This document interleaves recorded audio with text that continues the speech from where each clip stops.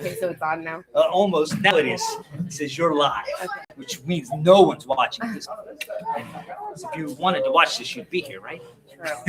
Oh yeah, I don't think people live stream them, but I think people go back and watch them. Well, I don't know how to record it other than live stream it. Yeah. So, yeah, it's not my if desire that's- to go live, but I made a video with the answer key of the midterm. I really wish I knew how to like pause or something, because at one point I lost my place in the slides. you I said made a the answer video? was E when it really was B, and I just had to run with it. So Wait, so you made a video? That's yeah, on? yeah, I'll cover all that. Those grades come out yet? No. No. Wait, are we still gonna go over it though?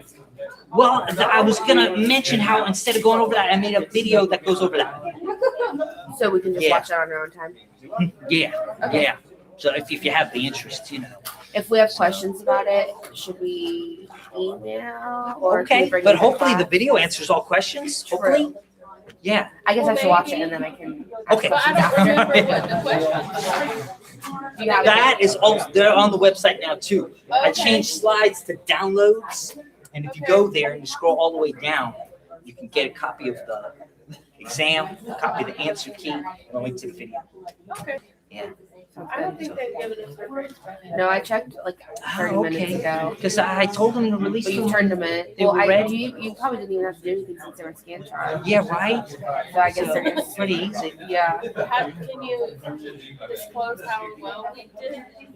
Well, Or not? I was going to cover that in detail. Yeah, once a Whatever class. everybody But else- basically, we seem to be in one of two camps. Either we did great or we did terrible. It doesn't seem to be a group in the middle. Oh, no. Yeah. And that's what the That's questions not that you normal. start. Yeah, 9 out of 10 questions make the grade. So to speak. You took one question out or two? One. Oh. Yeah. We'll see. I'm obsessed with that cardigan. Oh, thanks. You're embracing the weather. Nothing? I'll do this. I'm not using you card.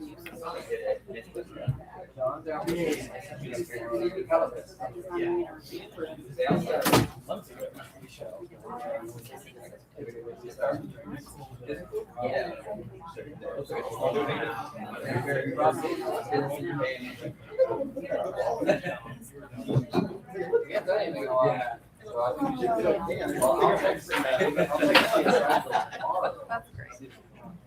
Did you listen to what he just said? Yeah. Okay. But I'm Mm-hmm. after. Yeah, look, I wrote this for you. What?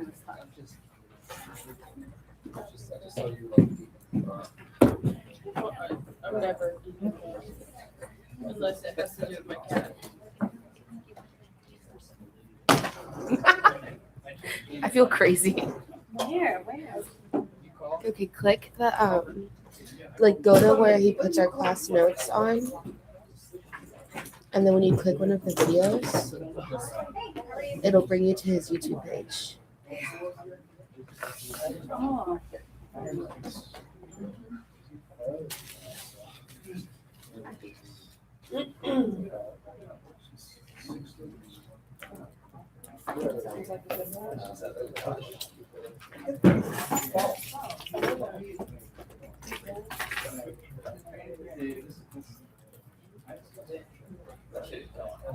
That was all survival.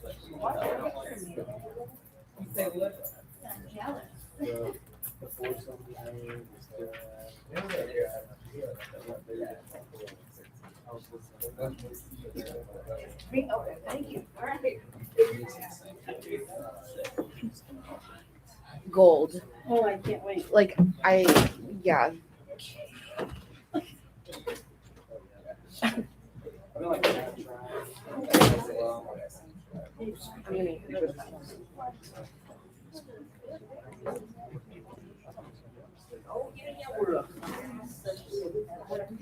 Oh.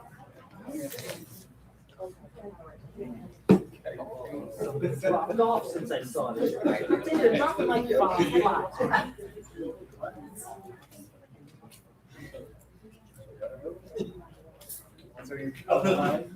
Carry on.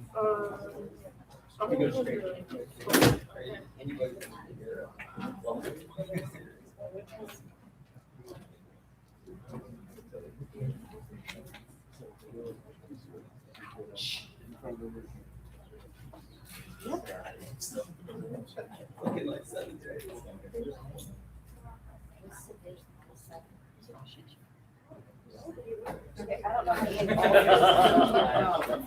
don't want to hear that. I heard you were in job, so you're undefeated. Once upon a time, I could. You really don't have to explain it, I just wanted to say it. Yeah. Yeah.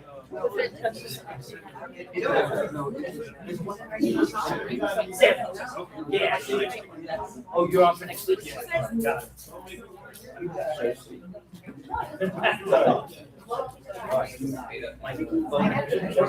It's working. I never know. The first one is the initial I love cameras. Where like rock stuff. That was. That's just the initial one. The second one is the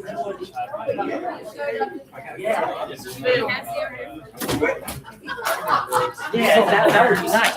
Yeah. She's on one of her friends. Success. You're gonna hear that on video, everybody.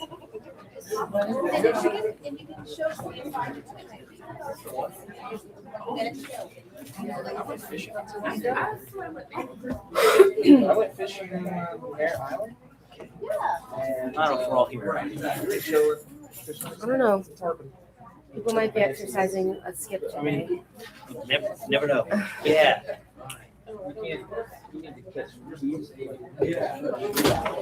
Hey, how you doing? Good. All right. How you doing?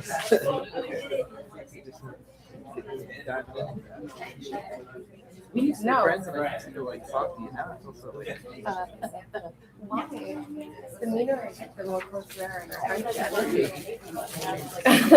Welcome back, everybody. All right. I was asking the front row, and it seemed to be the consensus in the front row that the answer was no. I was asking if the midterm grades were sent to you yet. No, I approved them for release, so, okay. Well, no wonder no one's mad at me, but I'm bummed. Hey, what happened there? You know, I'm hoping we don't have technology problems again today. Let me see if I can nip this in the bud. That's what we are.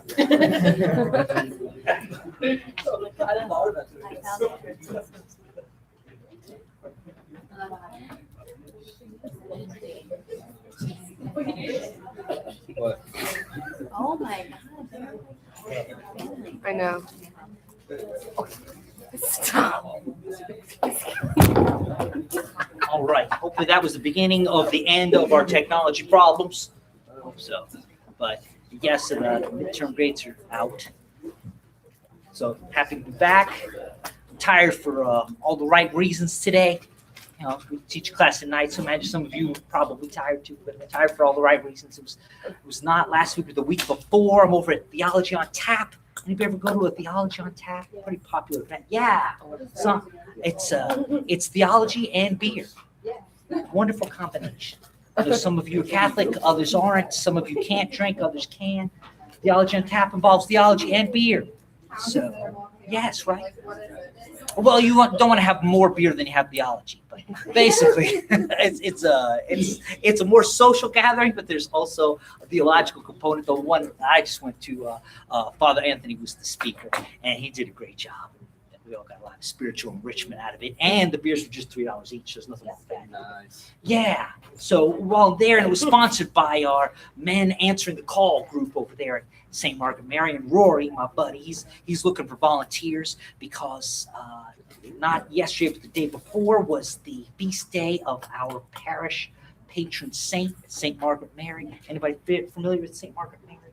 She saw Christ's Sacred Heart and brought that devotion to the world. So what they wanted to do to make the feast day special, we've always had Eucharistic adoration at my parish on First Fridays for very many hours, but they wanted to do 24 straight hours starting on her feast day, 7:30 a.m. on her feast day till 7:30 a.m. the next day. So Rory's looking for volunteers, so I'm the hot shot, you know. Oh, what's the time nobody wants? So I'll take it. So there I am, signed up for midnight. So, I'm 48 with a wife and 2 kids. I don't spend a lot of time outside the house at midnight. Maybe y'all spend a lot of time outside the house at midnight. So I probably should have planned better. Maybe those of you who regularly go out at midnight know that you should take a nap before you head on out at midnight. I either didn't know that or forgot that. But so I headed over to the church around 11:30, 11:40. I guess I got there, and it was a beautiful experience for my whole parish. It really was. And I saw a lot of guys there that had also been roped in by Rory to volunteer for these crazy hours. But I also saw other folks who I didn't recognize and clearly were parishioners like me. So, and if you haven't been to Eucharistic adoration, you really have missed out, because I've been hearing back from others who were there that I ran into what a moving experience it was for them. As a Catholic, I believe in the body, blood, soul, and divinity of the Eucharist. I know that that's more than just a symbol. I know that that is my Lord and Savior. And when I see him up there on the altar in the monstrance is what we refer to as that beautiful holder for the Eucharist that we use during Eucharistic adoration. I know that I'm looking at my Lord, and more importantly, just as importantly, never more importantly than the Lord, but just as importantly, I know when I'm looking at the monstrance, I'm looking at the Mother of God, because she was that first monstrance. She was the one that held the Lord in her womb before any other. So it's a wonderfully relaxing and beautiful time. It's a time to just be quiet and to be with the Lord. And for many of us, that's life, right? We're quiet and we're with the Lord. I meet many fellow Catholics, fellow Christians, and they say to me that they hear the Lord speak directly to them, and that's beautiful. I hope that's true. As for me, many of the saints talk about, I'm not a saint, that many of they talk about that silence, and that was the experience of Eucharistic adoration, is that silence of being with the Lord. No matter what you wanted to share with him, no matter what you wanted to talk about, he wasn't interrupting you. It was just to be quiet and to be with the Lord. And a lawyer's life is a busy life. You'll find that. And a lawyer's life is one where the law is constantly calling for more attention. There's always a little bit more research you can do on that case. There's always another angle you can take on it. There's always some more analysis that you can do. There's always more advice they can provide to the client. There's always more hand-holding, if you will, with the client. It's jealous. The law is jealous. So you've got to take the time every now and then to just step away and to find that time. You know me, I'm a Catholic. I love being a Catholic. Whatever faith you might have, I hope your faith offers that opportunity for that one-on-one time, that silence with the Lord, because it's invaluable. And if you happen to be a Catholic and you haven't experienced Eucharistic adoration, I highly recommend it to you. Many parishes do it on a regular basis like mine does. So with that said, I'm thankful for the Eucharistic adoration. I'm thankful for you. I'm thankful for this school that they're letting me teach at. I'm thankful that I can always start each class with a prayer. So with that said, let me offer this prayer of thanks for you. And if you care to join me, of course you can. In the name of the Father, and the Son, Holy Spirit, amen. Our Father, who art in heaven, hallowed be thy name. Thy kingdom come, thy will be done, on earth as it is in heaven. Give us this day our daily bread. Forgive us our trespasses, as we forgive those who trespass against us. And lead us not into temptation, but deliver us from evil. Hail Mary, full of grace, the Lord is with thee. Blessed art thou among women, and blessed is the fruit of thy womb, Jesus. Holy Mary, Mother of God, pray for us sinners, now and at the hour of our death. Amen. Remember, O most gracious Virgin Mary, that never was it known that anyone who fled to your protection, implored your help, or sought your intercession was left unaided. Inspired by that confidence, I fly unto you, O Virgin of Virgins, my mother. To you I come, before you I stand, sinful and sorrowful. O Mother of the Word incarnate, despise not my petitions, but in your mercy hear and answer me. Amen. Father, Son, Holy Spirit. Amen. All right. So I've got on the big board today our class website, flaconstitution.com. If you haven't been there lately, now is the time. Now is the time to go there. You remember we had the link over here. It used to say slides. Now it says downloads. But let me get over here where I can scroll. You want to click on that link, click, and then you'll want to scroll down. Slides previously presented in class, they're all here. Just click on them. Many of our classes, we videotaped it, like I'm videotaping right now, although I'm outside of the camera. So you can watch that video if you feel the need, or you're just bored, or maybe you're suffering from insomnia. You can watch the video, fall right to sleep. That's a great thing. So here's the many handouts that we've had, but here's a new part. You need a copy of the midterm, click here. And you click there and it'll launch another window. And there it is, the very midterm that you took in this class, right? Also, want to watch a video answer key for the midterm, click here. And that'll launch you over to YouTube, where you can watch me sitting at my desk. There I am talking to you. So, and why do I do that? Well, I understand the midterm results have not yet been released, but it seems that when it comes to the midterm, the class is broken into two camps. There's approximately half of the class that either got a perfect score or a near perfect score. And I'm glad to see that. And then there's the other half of the class. So, yeah. So, if you happen to find yourself in a half of the class that you didn't want to find yourself in, now is the time to do something about that. The midterm is 20% of your grade, but that leaves 80% still on the table. So come on in, step up. Grab the bull by the horns, work hard, study hard. Commit your works to the Lord. Your plans will succeed. Read the book. Watch the lectures. Do what works for you. Perhaps a study group is helpful for you. Perhaps studying by yourself is more productive. Perhaps drafting an outline is how you learn and memorize. Perhaps moving on from the drafting of an outline and just going back to the textbook, going back to the lecture notes is best for you. But at this point, most of you are 3 L's, some of you are 2 L's. Now's the perfect time to figure out how it is that you learn best. And now's the time to jump in. If you find yourself in the half of the class that you didn't want to be in, you can fix that. And the video, as ridiculous as I look sitting at my desk there, the video I hope is a help to you. If you click on the midterm, you'll find that I wrote on it. Specifically, I wrote page numbers and chapters on it, sometimes references to lectures, so you could see where that information came from.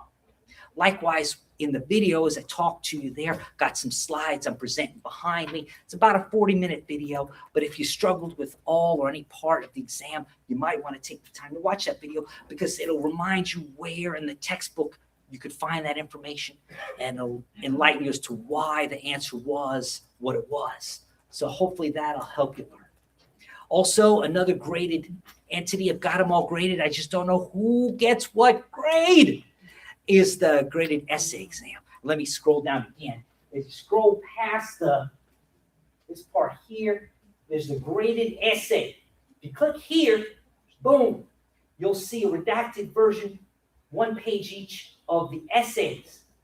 Now, I don't know who wrote which essay, and that was deliberate on my part. I wanted blind anonymous grading, as you remember. And the faculty assistants and your law school has been wonderfully helpful to me. It's probably my fault that I didn't fit within the system they proposed, but they wanted you to write your student ID number instead of your name on the paper, as if I wasn't logging on a weekly basis to a screen that had a list of your names next to your student ID numbers.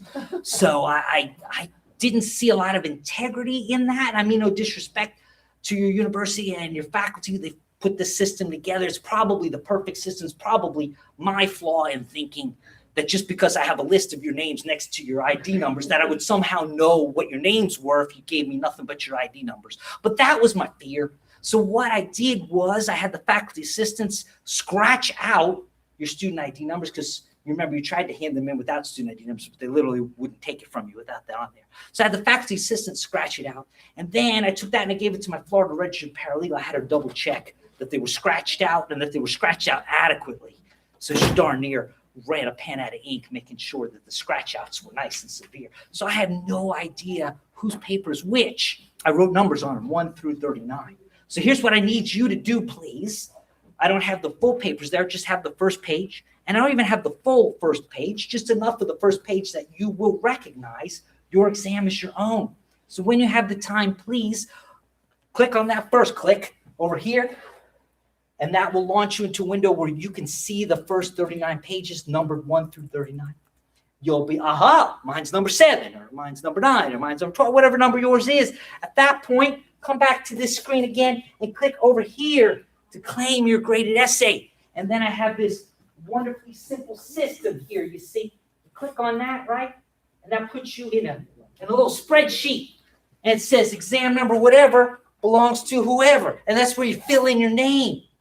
And I've already graded them, so maybe you don't have to worry because the grades are already set. It's just a matter of claiming those grades. And hopefully this serves as a truly blind and anonymous system, although probably the system that was already in place was probably blind and anonymous enough. I don't know. But thank you for helping me be extra cautious. So any questions about how to go about claiming? Yes? So you just click next to your number and then just type your name? Yeah. For example, you start here on that screen, right? You click here, and then you scroll down, and you're like, oh, yeah, number 2, I recognize that. That's my exam. So then you go back here and click on the claim, right? And then you put number 2 belongs to Mr. Genius, or whatever your name might be, you see. And then I know that was your A+ paper, right? Or F-? No, gosh, A+, right? They're all going to be A+.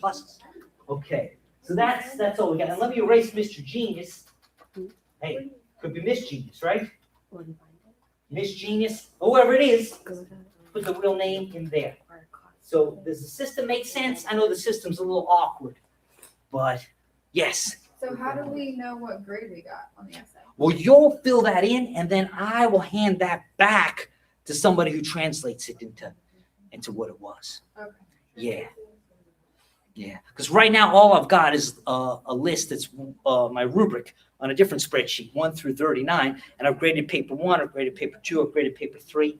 So once I've got your claims there, I'll know paper 1 was Miss Genius, paper 2 was Mr. Genius, and I'll be able to report the grades back to you. So,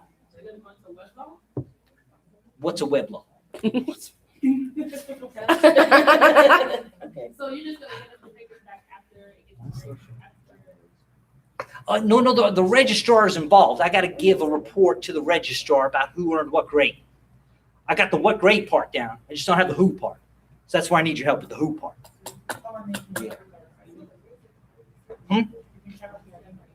I scratched those out beyond recognition. Yeah. So I don't know what ID numbers used to be on these papers. Sorry for the confusion, but blind and anonymous was really important to me when it comes to grading. Subjectivity is intolerable in this kind of situation where there's a mandatory curve. There's only so many A's and B's, only so many D's, and mandatory number of D minuses and things. Blind and anonymous is critical. There's a hand up for a question. Yes. For the midterm question, I see you threw out number 2. That means you divide our students 4 by 9. I threw out number 2. Yeah. So instead of 10 points per question, I gave 11 points per question for a maximum number of points of 99. So those of you who got a perfect score, didn't get 100, you got a 99. But hey, if 99 is not good enough for you, then you really are a perfectionist. So, yeah, then 1 wrong would be 88, 2 wrongs would be 77. 2 wrongs don't make a right, but they do make a 77. That was a joke. Warned you about the jokes. Don't forget. Okay. Any questions about the midterm? How to find out what the right answers were? How to find out why the right answers were? Watch that beautiful video of me sitting at my desk. Any question about how to claim an exam? Oh, don't forget we got to sign in for attendance. You'll do me the honor of starting with attendance. Okay.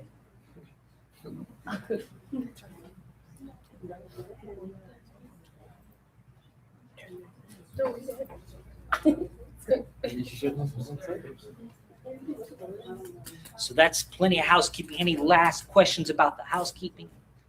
Grades, claiming the essays, midterms.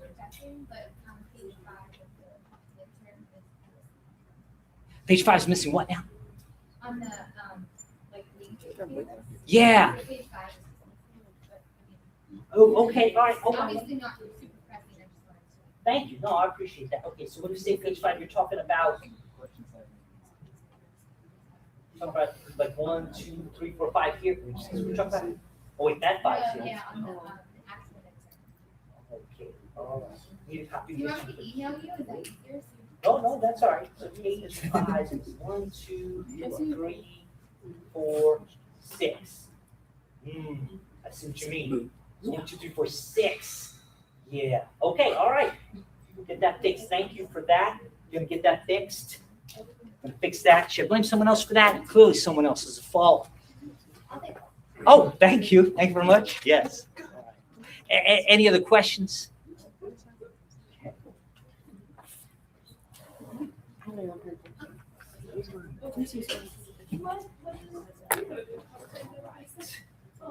Wow. Am I tripping? So before we wrap chapter 4 and move to chapter 5, we wanted to finish chapter 4. As I mentioned, we wanted to talk about freedom of religion under Florida's Constitution. In order to do that, I know all of you are well prepared today, and I appreciate that. But probably the most prepared today are our lead counsel. So shall we meet our lead counsel? Yeah. Shall we meet him? All right. Yes, we're clapping.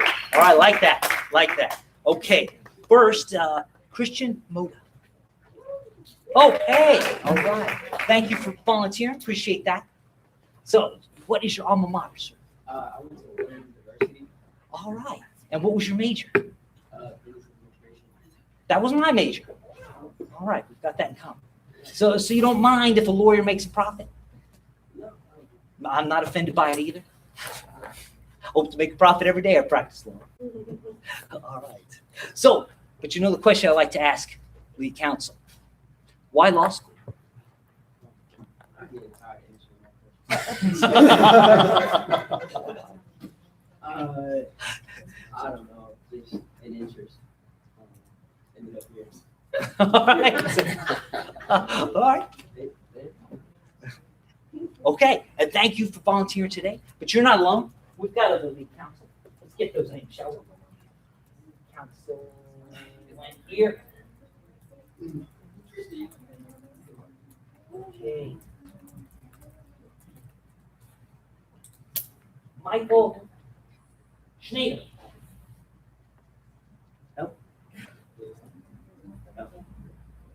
Mueller. Okay.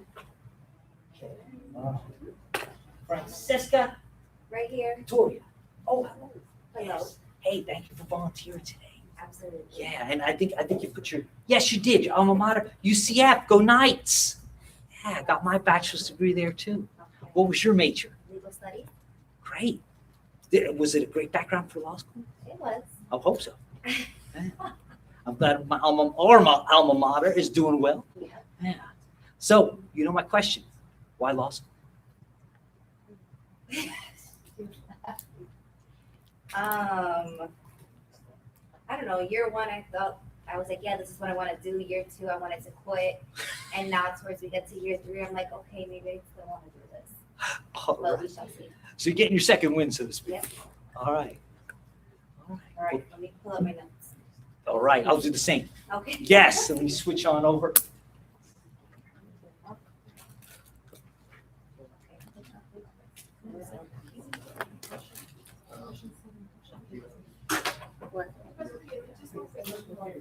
Oh, sure. Yeah. No. Go ahead. Are we gonna get a copy of our Scantron possibly, just to be honest? I'm just, more of curiosity on like how well I did. Right. That's Yeah. just one thing, but like, so how well I understood the material, like, and do it. Does it make sense? Well, Is I it possible to that like makes go sense. when they come up to see what the Scantron was? I imagine so. The registrar has rules that I abide by. They don't physically give me the exam. As you remember, I was here while the exam was administered, but it went back in your envelope, and then the registrar's office left with those envelopes. I've been given a report as to what they say. And for those that didn't use the Scantron, I was given a scan of the paper so that I could translate that into right or wrong answers. But I've never been in physical possession of the exam that you filled out. Or that's true for all of you. So I'm not the one to see if you want to see your own physical exam. That's got to be done through the registrar's office. Yeah. But my understanding is they'll let you see it. I don't know how you make that appointment, but I know how friendly they are there. I know they'll walk you through it. And if you need my help walking through it, I'll certainly give you a hand with that. Yeah. But I guess the answer to your question, I hope I answered it, is yes. No, yeah, I just don't know how. It's just in previous years, every time I've asked to see an exam, I've usually gone to a professor, so that's why I was. Oh. Okay. All right. Didn't know that. Okay. Well, then I'll have to find out how to get your exam because They might give them to you after they input them into the computer. maybe, I don't know. I don't know. We'll wait and see. Yeah. So yeah, if they want to give it to me, so I can give it to you, and then you can give it back to me, so I can give it back to them. You know, whatever the rules are. I play by rules. Yeah. Okay. All right. Okay. So that brings us to where we left in chapter 4. So I guess we're roughly on page 128, and we know that Article 1, Section 3 of Florida's Constitution has language that at least begins in similar fashion to what we would find in the Bill of Rights, the First Amendment to the U.S. Constitution. Let's take a look at the language there just as we start to take a look at it on page 129. And you can see, there shall be no law respecting the establishment of religion or prohibiting or penalizing the free exercise thereof. Sounds pretty good so far, right? It continues. Religious freedom shall not justify practices inconsistent with public morals, peace or safety. Okay. This is a Declaration of My Rights. It says here that religious freedom shall not justify practices inconsistent with public morals. If your public morals are inconsistent with religious freedom, which one of those is really in need of change, But I guess that's just an opinion of mine. No revenue of the state or any political subdivision or agency thereof shall ever be taken from the public treasury directly or indirectly in aid of any church, sect, or religious denomination, or in aid of any sectarian institution. Thought I was reading a statement of my freedoms. Is this how statements of freedoms usually read? And just where's my lead counsel, Mr. Moda? At what point did we go off the rails and stop talking about freedom and start talking about restrictions? It's a declaration of rights or it's a declaration of restrictions? Should I be confused at this point? I guess it's all like restrictions. Yeah, I'm starting to see some restrictions. Yeah. And what we've got there in the text on page 129, analyzing section 3, we find that the first part, or the first sentence there, prohibits Florida from creating a state religion. Okay, all right. Or recognizing a religion as the state's official religion. Okay, all right.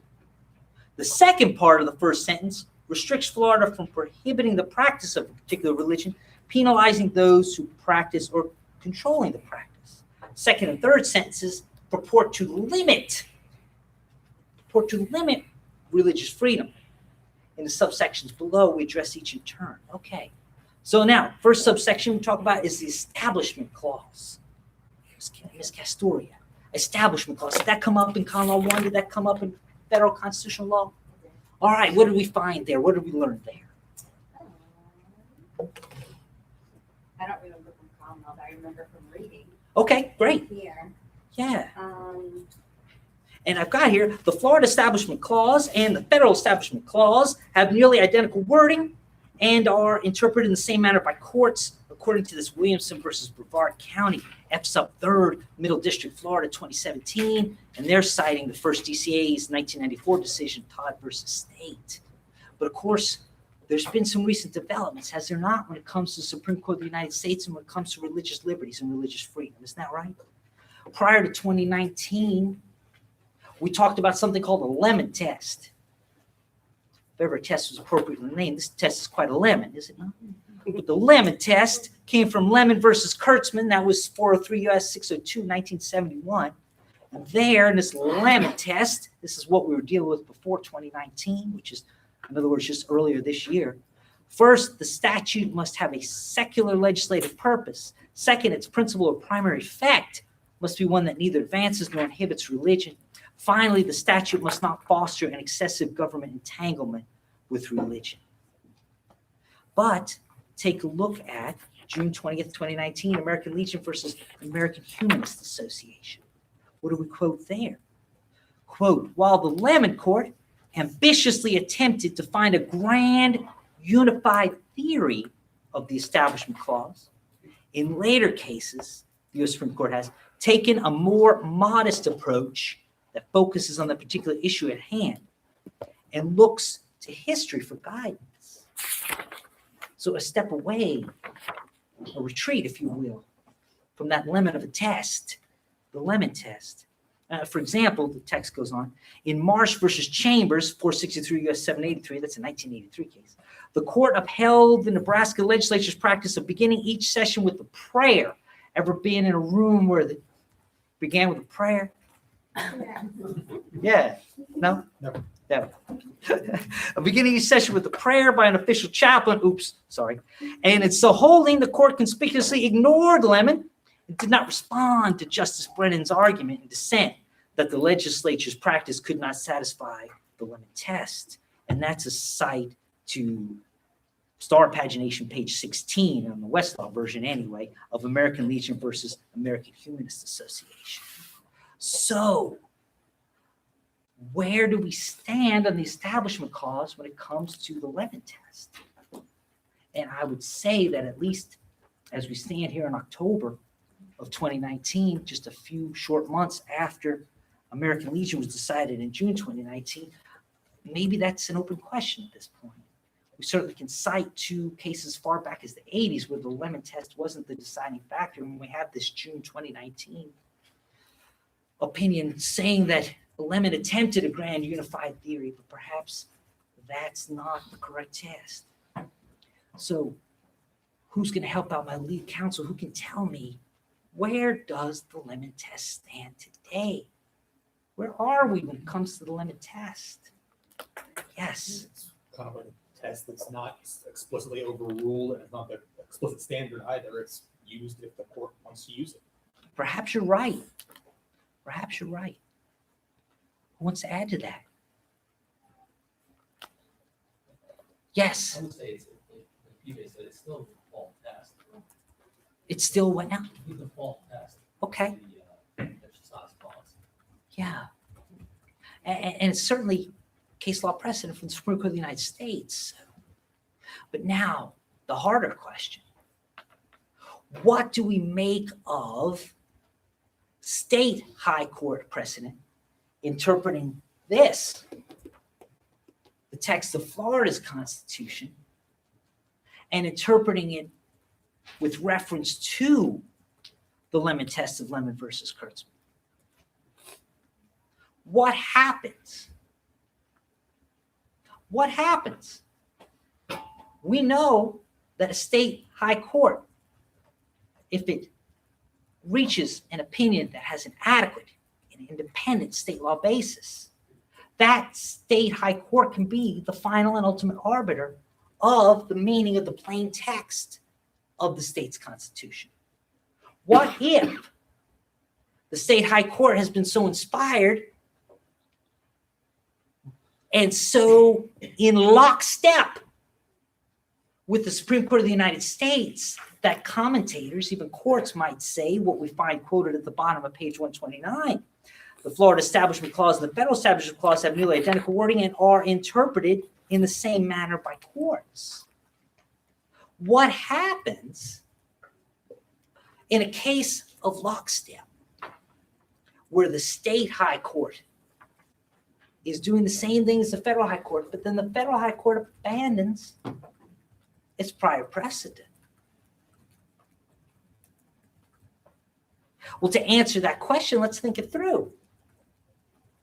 Assuming, if you will, that a state's constitution has language that is the mirror image of the federal constitution, does that mean that the state's high court must interpret that language identically to the way the federal courts interpret the federal constitution? Mr. Moda. I would say yes. Yes, insofar as they might be inspired to do so. But would they be required to do so? Let me ask you this. If the state's high court, with reference only to the plain text of the state's constitution, has an adequate and independent basis for interpreting that language, is the state's high court mandated to give it an interpretation identical to what SCOTUS would give to the federal constitution? Well, the state's high court can give its citizens more rights, but not exactly. That's right. That's right. Based on that premise of a laboratory of democracy, so long as the state's high court has an adequate basis, by which we mean federal rights are the floor, we grant no less than the full panoply of federal rights to the state's citizens. But assuming we have an independent basis, we might experiment with granting greater rights. So for that reason, the correct answer, of course, is that even though the state's constitution might have identical language to the federal constitution, that does not, NOT, does not mean that the state high court must interpret that identical language in the exact same way that the federal courts interpret the federal constitution.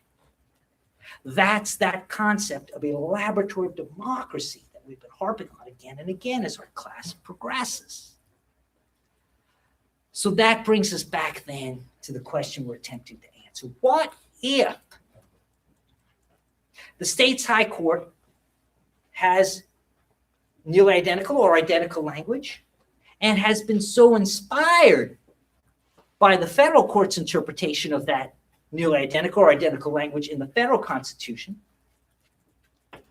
that it has been in lockstep, that it has properly interpreted or can be said to properly interpret in the same manner by courts, as we see quoted on the bottom of page 129 from Williamson versus Brevard County? What can the state high court do? Is it bound by Lemon if the federal courts abandon Lemon? I would argue, I see you shaking your head no. No. I would argue that the answer is no. And I see that you're agreeing with me. Why? Why is the answer no? The answer is no, because even though they were acting in lockstep, there's other authority out there, i.e. the Nebraska court, that they could follow as persuasive authority. Yeah. Without any additional legislation or decision. Moreover, if, as you proffered, the federal courts have abandoned certain tests, there's more wiggle room in which they can maneuver to rule accordingly. Yeah. I love your answer. And the word in it that I love the most was persuasive authority. I guess that's a phrase more than a word. I like the word persuasive in your answer. Because by acting in lockstep with the federal courts, but not holding that it must be interpreted, essentially the federal courts were persuasive authority. We've studied stare decisis. We've studied its exceptions. Just because it was persuasive in the past, it might not be persuasive in the future. What might erode the persuasive value of that other court's interpretations? Well, what if that other court abandons those interpretations? Wouldn't that erode the persuasive value? I would argue yes. Yeah. So let's turn now to the free exercise clause. We're on page 130. Florida's constitution, like the federal, contains a free exercise right. The result is that, quote, both the federal and the Florida constitutions guarantee an individual's right to freely exercise religion. When considering assertions that these provisions exempt a person from regulatory mandates when compliance would contravene religious beliefs, courts avoid questioning the rationality of those beliefs, end quote. That quote is attributed to Toka versus State, a second DCA decision from 2002, for which the Florida Supreme Court denied review in 2003. Here's another quote. This from 1958, Florida Supreme Court. Quote, state power is no more to be used so as to handicap religions than it is to favor them. The free exercise clause, the book goes on, requires the government to remain neutral on matters of faith and religion. And that brings us, text, to a quote from another fairly recent decision, this one from SCOTUS in 2018, and this one, Masterpiece Cake Shop versus Colorado Civil Rights Commission. Who among you, when you took Con Law 1, when you studied federal con law, did it recently enough to study Masterpiece Cake Shop? Who studied this case? Who will share with us? I know you don't have the opinion in front of you, you don't have to give me the minutiae of details, but what was going on in Masterpiece This Cake was Shop? switched with a gay couple wanting to have a cake shop, give them a specific wedding cake. However, when the owners found out it was a gay couple, refused to provide service to them. Right. And this case went all the way to the Supreme Court. And if I recall correctly, SCOTUS ruled that the wedding cake itself was a form of expression, right, under the First Amendment, and therefore they could deny service, which I Well, was that the crux of the holding? Or did the holding have to do with government hostility toward religion? Did ultimately SCOTUS reach the free exercise or freedom of speech issues? Or was SCOTUS's holding more centralized or based upon a hostility toward religion? Do you recall perhaps in the facts of Masterpiece Cake Shop when they were before the Colorado Civil Rights Commission, there were one or perhaps even more than one commissioner actively voicing hostility toward the religious beliefs, what I said. calling them, if I may be misquoting here, but calling them bigotry, calling them disingenuine. Whether that's a misstatement or not of that particular commissioner's statements, I think we can agree that there was hostility by the state against the religion. Is that something to be tolerated under freedom of religion? In other words, is it okay for the government to say, well, you're free to practice your religion unless I, the government, don't like your religion? You can have your religion, but if I, the government, am offended by your religion, then I'm going to discriminate against your religion. Can the government say, your religion is yours, but if you actually practice your religion in such a way that it's different than I, the government's belief, then I, the government, can be hostile toward your religious beliefs? Is that where we are in freedom of religion? Is that okay? Your hand is up. You have the answer? I was just going to say that I don't think it's the government's place, obviously, to dictate somebody's religion, but I don't think Agreed.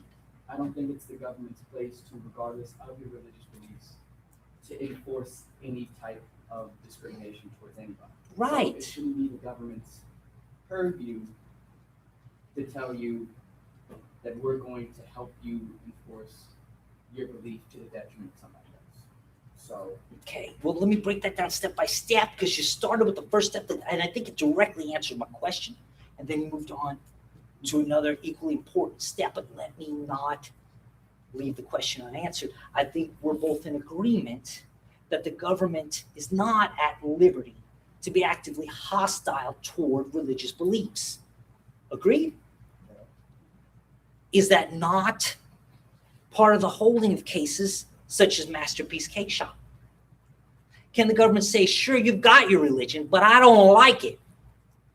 Can the government be hostile toward your religion?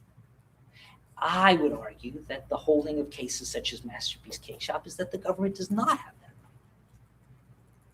Who wants to take the opposite opinion? Who wants to justify to me that, yeah, the government and essentially is the keeper of health, safety, welfare, and morals. And if the government's morals are different than the religious morals, then the government has the right to shut down the religion's morals. That's not my belief. But who among you has that belief and wants to give us the legal basis for that? Yes. That was the second half of what I was saying. Okay. So And the that second- does trod upon Yeah. the next question. Yeah, so the second half of what I was saying is you should be allowed to, obviously, everybody should have their beliefs respected. But it's not within the government's power to allow you to discriminate against other people. And it's not within the government's, it's not within their toolkit to help you do that. You're allowed to, if in any way, if that's against your belief, but it's not within the government's tools to help you do that. Okay. And And what I hear you saying, if I'm hearing you right, may not be unlike what I see here at the end of Article 1, Section 3. What I see here is no revenue from the state or any political subdivision or agency thereof shall ever be taken from the public treasury, directly or indirectly, in aid of any church, sect, or religious denomination, or in aid of any sectarian institution. And of course, this language hits home for me, because what does that word mean? We've studied the canons of construction, Florida's Constitution. We're supposed to look at what the word meant when it was added to this Constitution. What it meant then was Catholic. Sectarian meant Catholic. And I don't think I'm mistaken about that, because the Supreme Court of the United States, you can see the site here in the book, that says that in these Blaine amendments, which is what this sentence is called, in these no aid clauses, which is sometimes what they're alternatively called, the word sectarian was meant to refer to me and my fellow Catholics. The purpose of this sentence was to make sure that I don't receive from the public treasury directly or indirectly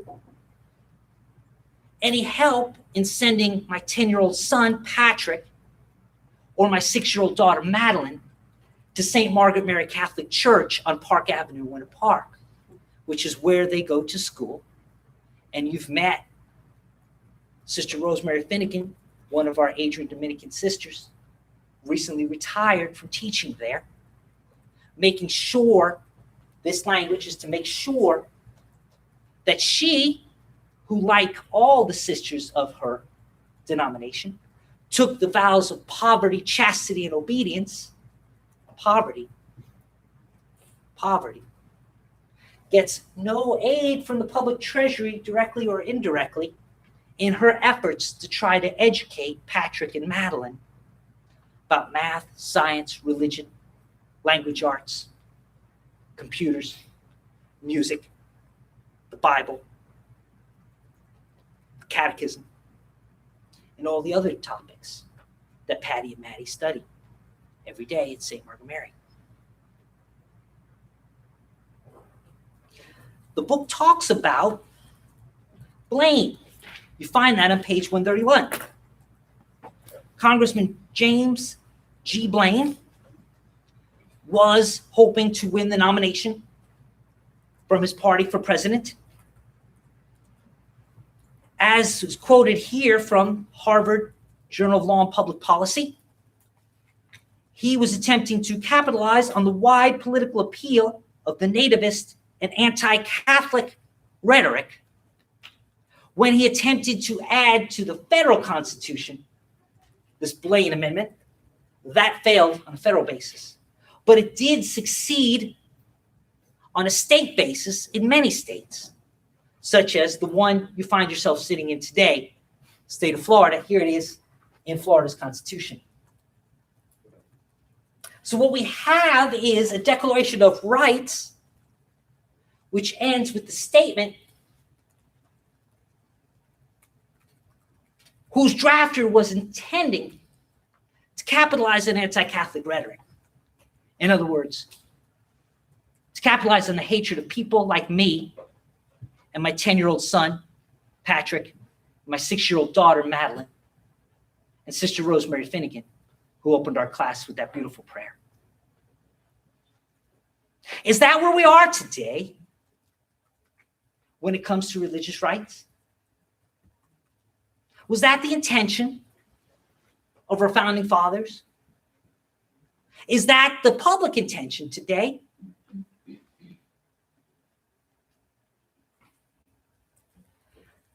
The book goes on. Congressman Blaine and his supporters led a movement that sought to amend several state constitutions, often successfully, and to amend the United States Constitution unsuccessfully, to make certain that government would not help pay for sectarian, i.e. Catholic, schooling for children.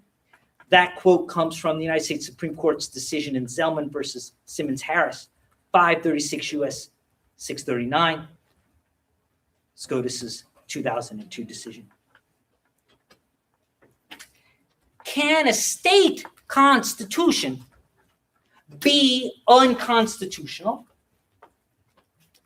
Can a phrase in a constitution, a subnational constitution, a state constitution, be a violation of our national constitution, of the federal constitution? And as we talked about in many contexts throughout our class, the answer is yes. Because that doesn't satisfy that Michigan versus Long test of having an adequate and independent basis. Is it independent? Well, certainly. Blaine did not succeed in putting his anti-Catholic statements in our federal constitution, but did succeed in putting it in our Florida Constitution. So it's certainly independent, but is it adequate? And I hope you would agree with me that it fails the test of adequacy under Michigan versus Long, because it denies certain individuals, like me, Sister Rosemary, my 10-year-old son Patrick, my 6-year-old daughter Madeline, of that full panoply of federal constitutional rights. Now, the jury's still out on that, insofar as we don't have a ruling from the Supreme Court of the United States that agrees with me in saying that language such as the Blaine Amendment is unconstitutional. But I hope and pray that someday we will. Let's look at church autonomy, also sometimes referred to as the ecclesiastical abstention doctrine. That's too many syllables. So I'm going with church autonomy, right? And what do we talk about there? We've got an establishment clause, right? And we've got a free exercise clause. And what we're saying is that these two religion clauses guarantee religious organizations autonomy in matters of internal governance. Internal governance. Approximately 1 out of 5 human beings on planet Earth. I haven't seen the latest statistics. Maybe it's as low as 1 out of 6, but I think it may be as high as 1 out of 5 human beings on planet Earth live in a nation where the bishops of their Catholic churches must pledge allegiance to the Communist Party and are chosen in part by the Communist Party to run those particular dioceses and parishes. I'm referring, of course, to the nation of China, the People's Republic of China. There, if you'd like to be a Catholic bishop, you have to be a member of the Communist Party. And you probably won't get the job unless the Communist Party says that you can have the job. What about here in the United States? Should we have a similar rule? Should the federal government, or perhaps even the state government, indicate who our bishops should be? Who has an opinion on this? Yes. say absolutely not. Absolutely not, is your opinion. Yes, I'm with you, man. I'm with you. because it cuts both ways. If the government cannot aid a religion, and it shouldn't be able to inhibit it by any means either. In the case of communist countries such as China, a lot of these bishops who are appointed have to be card-carrying members of the Communist Party, and therefore kind of impose their ideology on their congregation, albeit not as crazy severe as it could be, but sometimes it does happen. Well, I hope that it's not, because ultimately these bishops in China, they're Catholic through and through. And I presume they're good Catholics. And I presume they're running good Catholic parishes. It's not my goal in pointing out this difference between China and here to criticize my church. I love my church. But the You'll reality- never catch me criticizing my church. But throughout the Chinese government is probably not true. They're probably more communist in some instances. You know, I don't know any of them individually, so I can't address any of them individually. What point I wish to make is not a criticism of my church. What point I wish to make is a criticism of communism. What point I wish to make is the joy that I have in living in the country that we live in and having a right such as church autonomy, also known as the ecclesiastical abstention doctrine. Boy, that's a tongue twister. But although I might struggle to pronounce it, I thank the Lord that I have it. I like this freedom. What does it give us? Who is familiar with the case that is excerpted in great length in our book, Malachi? I hope I'm pronouncing the father's name right. Malachi versus Archdiocese of Miami, a decision of the First District Court of Appeal from 2006. Does one of our lead counsel want to take the lead on this? Thank you, Mr. Moda. Thank you very much. So you're familiar with Father Malachi's case. What happened there? So, Father Malachi was helping a fellow priest flip the television. and Okay. injured himself. So Father Malachi's a Catholic priest, right? Part of the Catholic Church. He's helping another priest lift the television. What happens? He injures himself and he tries to file a workers' compensation claim against the church. So he hurt himself. And under Florida Statute Chapter 440, which is our Florida workers' compensation law, sounds like a workplace injury, doesn't it? At least insofar as Chapter 440 would be concerned. So the judge of compensation claims, that's the administrative law tribunal fact finder. What happens? What does the JCC judge of compensation claims find with regard to jurisdiction? There was a lack of subject matter. The JCC dismisses the case for a lack of jurisdiction, subject matter jurisdiction. Why did the JCC correctly hold that the Office of the Judge of Compensation Claims lacked jurisdiction over Father Malachi's case? Because of the church autonomy doctrine. Yeah, it went back to that church autonomy doctrine. Quote, because the archdiocese maintains an absolute ecclesiastical right to control and direct appellant's duties and functions, any inquiry into the subject required the JCC to inquire into internal matters of church governance. This is constitutionally impermissible, says Florida's First District Court of Appeal, with the citation to SCOTUS, specifically Kedrov versus St. Nicholas Cathedral of Russian Orthodox Church, 344 U.S. 94, SCOTUS's 1952 decision. They also cite to Florida's Fourth District Court of Appeal and quote it as follows, quote, courts may not consider employment disputes between a religious organization and its clergy because such matters necessarily involve questions of internal church discipline, faith, and organization that are governed by ecclesiastical rule, custom, and law. Opinion goes on. Therefore, the Fourth District held that the Circuit Court did not have jurisdiction over a minister's negligence claim filed against his church for its response to a parishioner's allegations against the minister. The opinion talks about how a workers' compensation claim creates an adversarial position between the employee and the employer. And although the workers' compensation law is more streamlined than a simple tort claim would be in a circuit court, nevertheless, that adversarial position exists. And the government wasn't going to impose itself and impose that adversarial nature between Father Malachi and the Archdiocese? Your hand is up. Yes. Yes, I find this opinion a little bit unsettling, and maybe a Okay. little clarification will help me. Yeah. So the way that I'm seeing it when it comes to workers' compensation, the way that I'm seeing it is that every employee has access to this, and That's true. Any employer with 4 or more employees, or if you've got less than 4 employees, but you're in the construction industry, those employees are covered by Florida's workers' compensation law. You're right about that.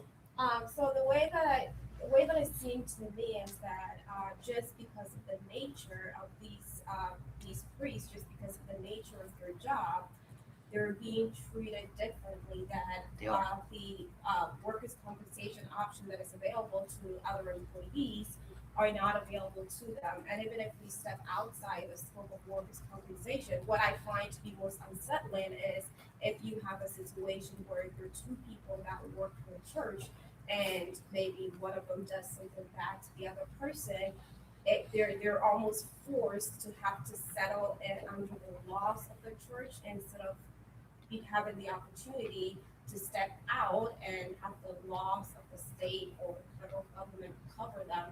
And maybe I am misunderstanding, but to me that just seems a little bit of like, I don't know what the laws of the church are. I don't know how fair or unfair that is, but that seems to me that there could be a possibility for people to be treated unfairly. Well, I hear your concerns. The rest of this. I hear your concerns. And different priests take different vows. As Sister Rosemary took all 3 vows of poverty, chastity, and obedience, there are priests that take all 3 vows. I've met a passionist priest. Certainly the vow of poverty is among the vows taken by a passionist priest. Many diocesan priests might not take the vow of poverty, but certainly all have taken the vow of chastity and obedience. So I hear your concerns. And let me turn back to my lead counsel, Mr. Moda, because you are very familiar with the case, and thank you for being familiar. You've heard these concerns. What does this case address? What does this case say about men and women of goodwill who have concerns like that? How are those concerns addressed by this court's ruling? Well, the way the case addresses those concerns is by talking about the voluntary submission to these tribunals and these churches. And that I'll just read it. It says, all who unite themselves to such a body do so by consent to the government and are bound to submit to it. So you're kind of bound by the tribunals of these organizations because they are restricted from the law, and the government cannot intrude upon them. So when you join these groups, you knowingly kind of give up the right to workers' compensation because the government is not able to intrude upon them. Yeah. That's kind of what I got from the interpretation. You're absolutely right. That is the message of this case. How do you feel about that outcome? How do you feel about that holding? I read that and I understood the rationale, and I understand the need for the church's autonomy, but I guess for me it still doesn't raise that concern of somebody that is a part of the church. I'm just thinking of maybe in extreme cases where somebody's just really being abused and the person doesn't get the chance to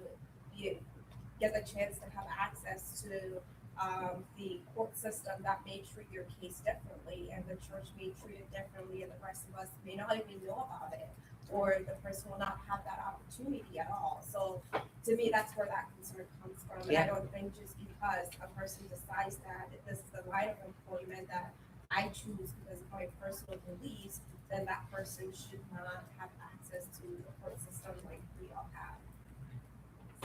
I hear you, and hands are going up. I think yours was first. I guess I would counter that by saying in a lot of employment, arbitration clauses are becoming more and more the norm.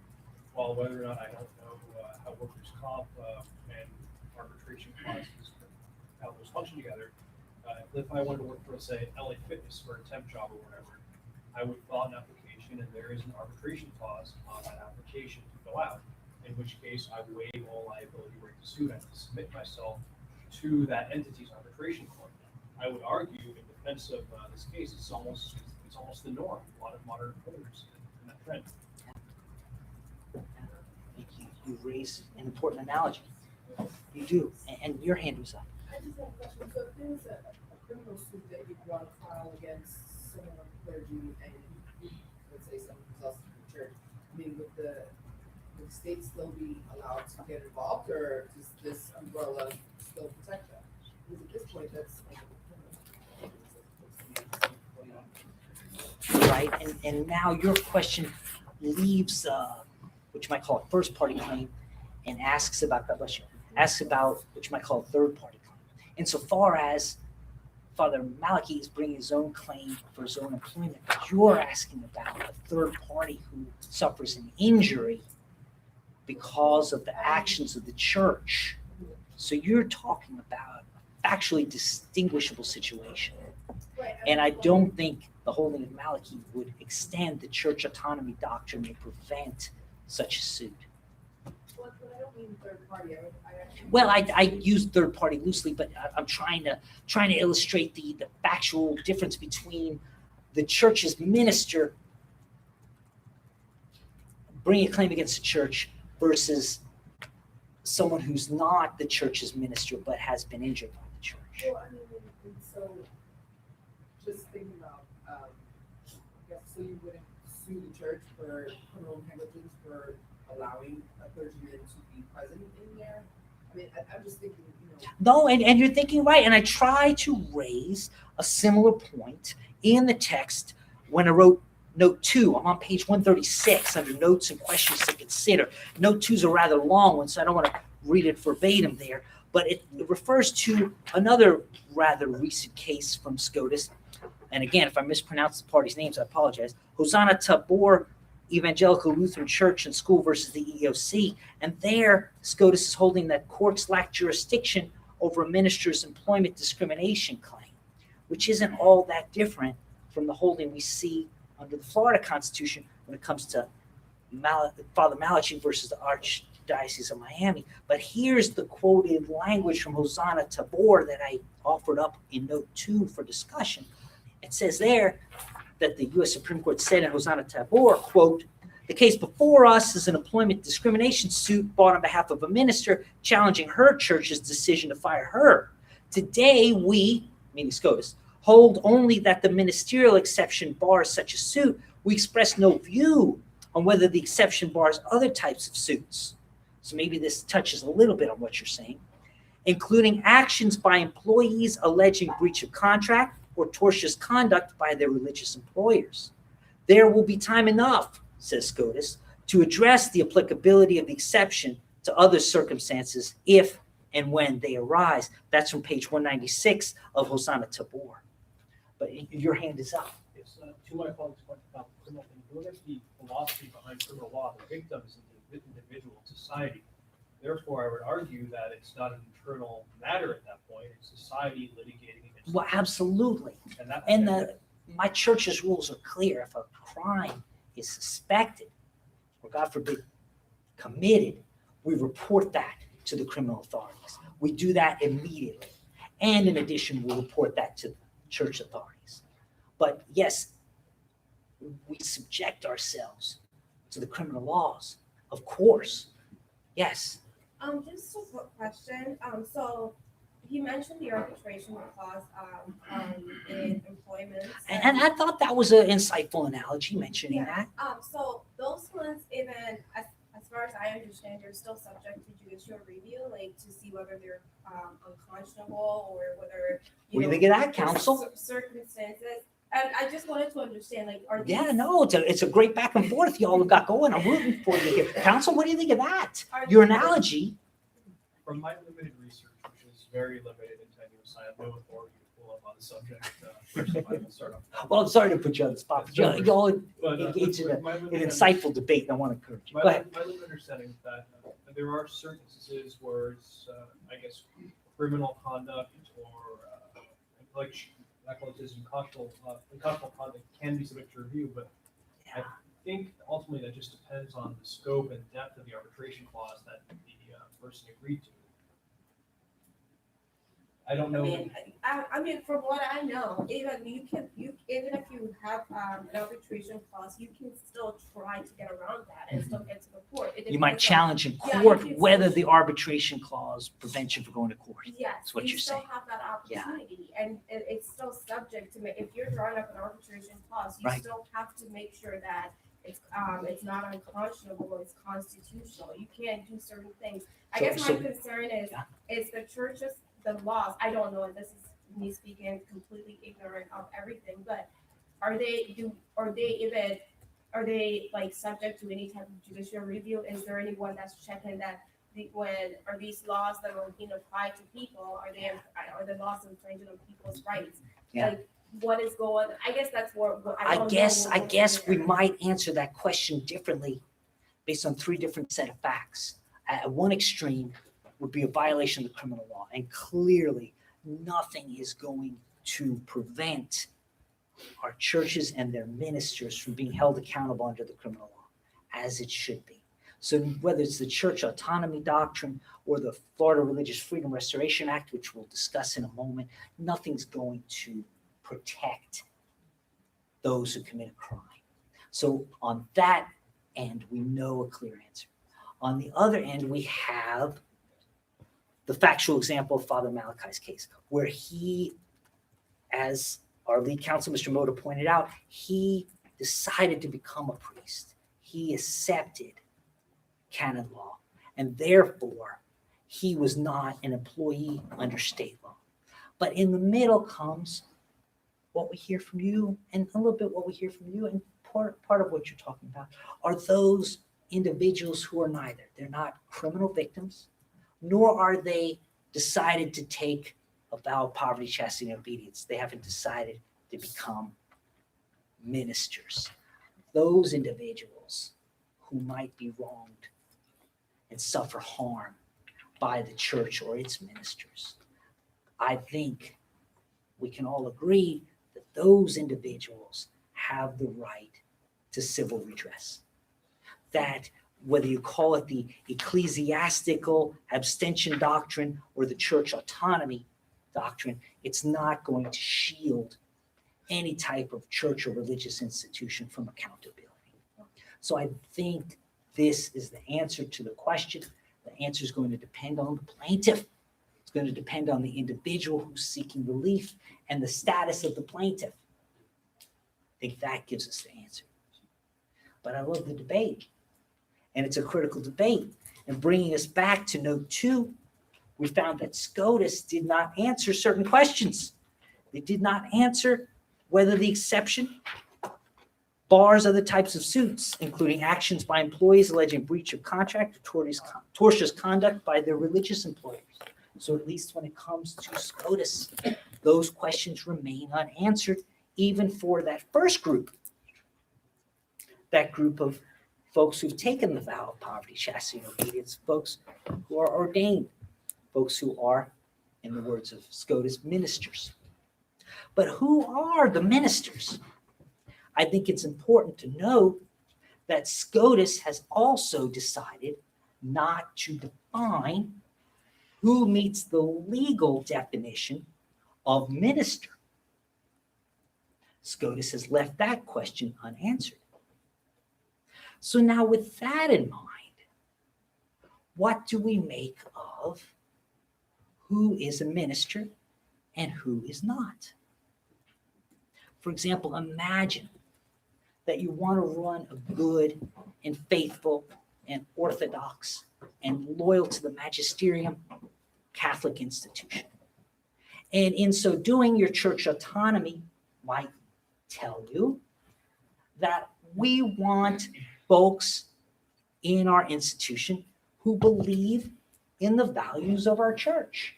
And whether that's Catholicism, Protestantism, Judaism, or Muslim, Seventh-day Adventist, or any other faith, you might find many members and many leaders of that opinion.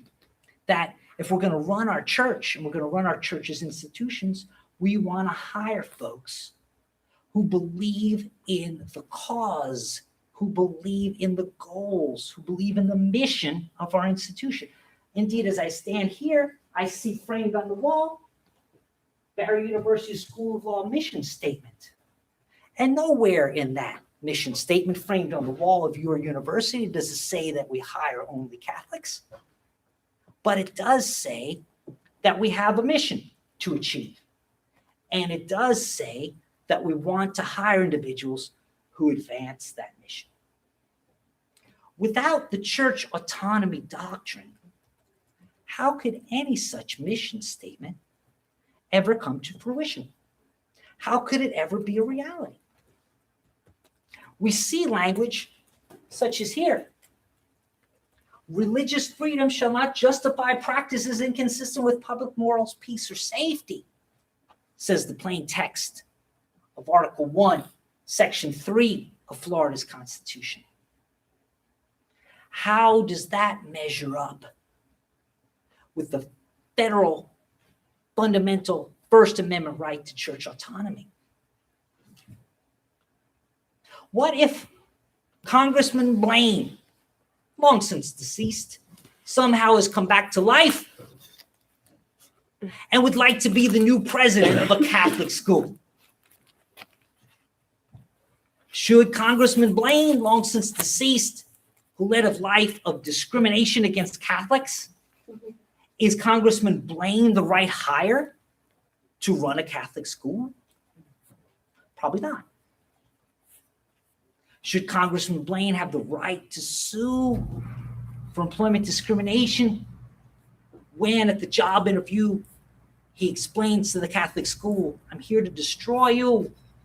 I'm hoping you'll hire me so I make sure I can run this place into the ground, you disgusting Catholics, you, says Congressman Blaine.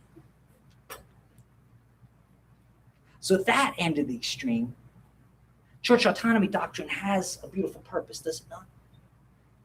No matter what faith it might be, that faith has the right to hire individuals who are not opposed to that faith. Without such a doctrine, how could there be any other freedoms of religion? So that's one end of the spectrum. Let's look at another end of the spectrum. As a Catholic, we have 7 beautiful sacraments.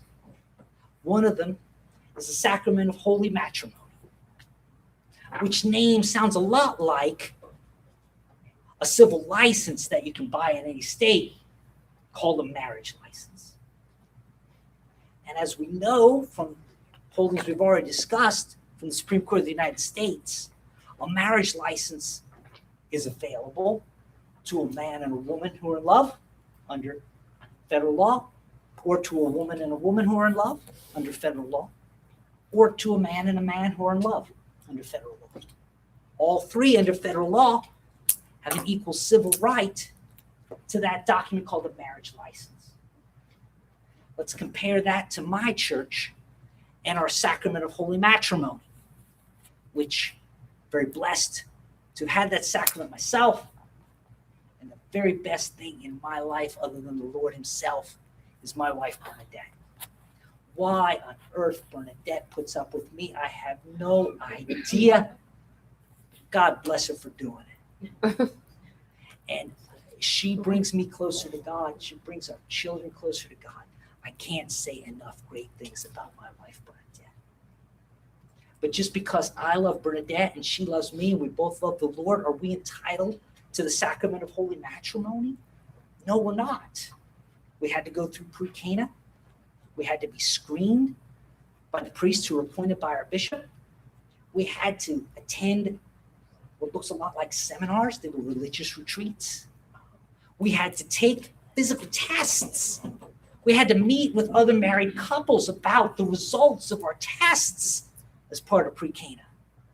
And then ultimately, she and I were given the right to receive the sacrament of holy matrimony.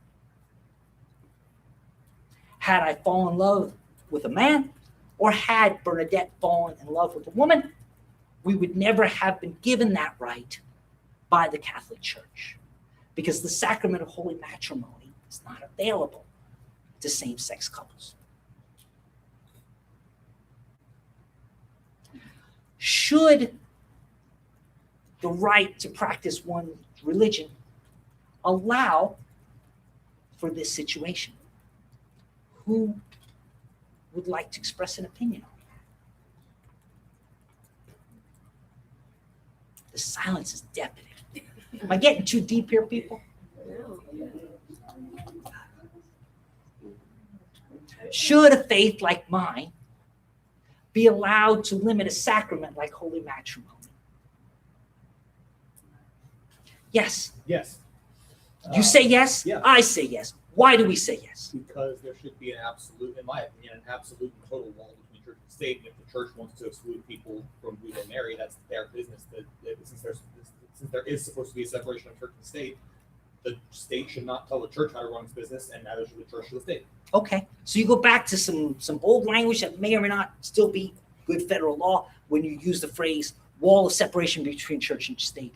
But I hear you using it not in the legal sense. I hear you using it in the logical sense.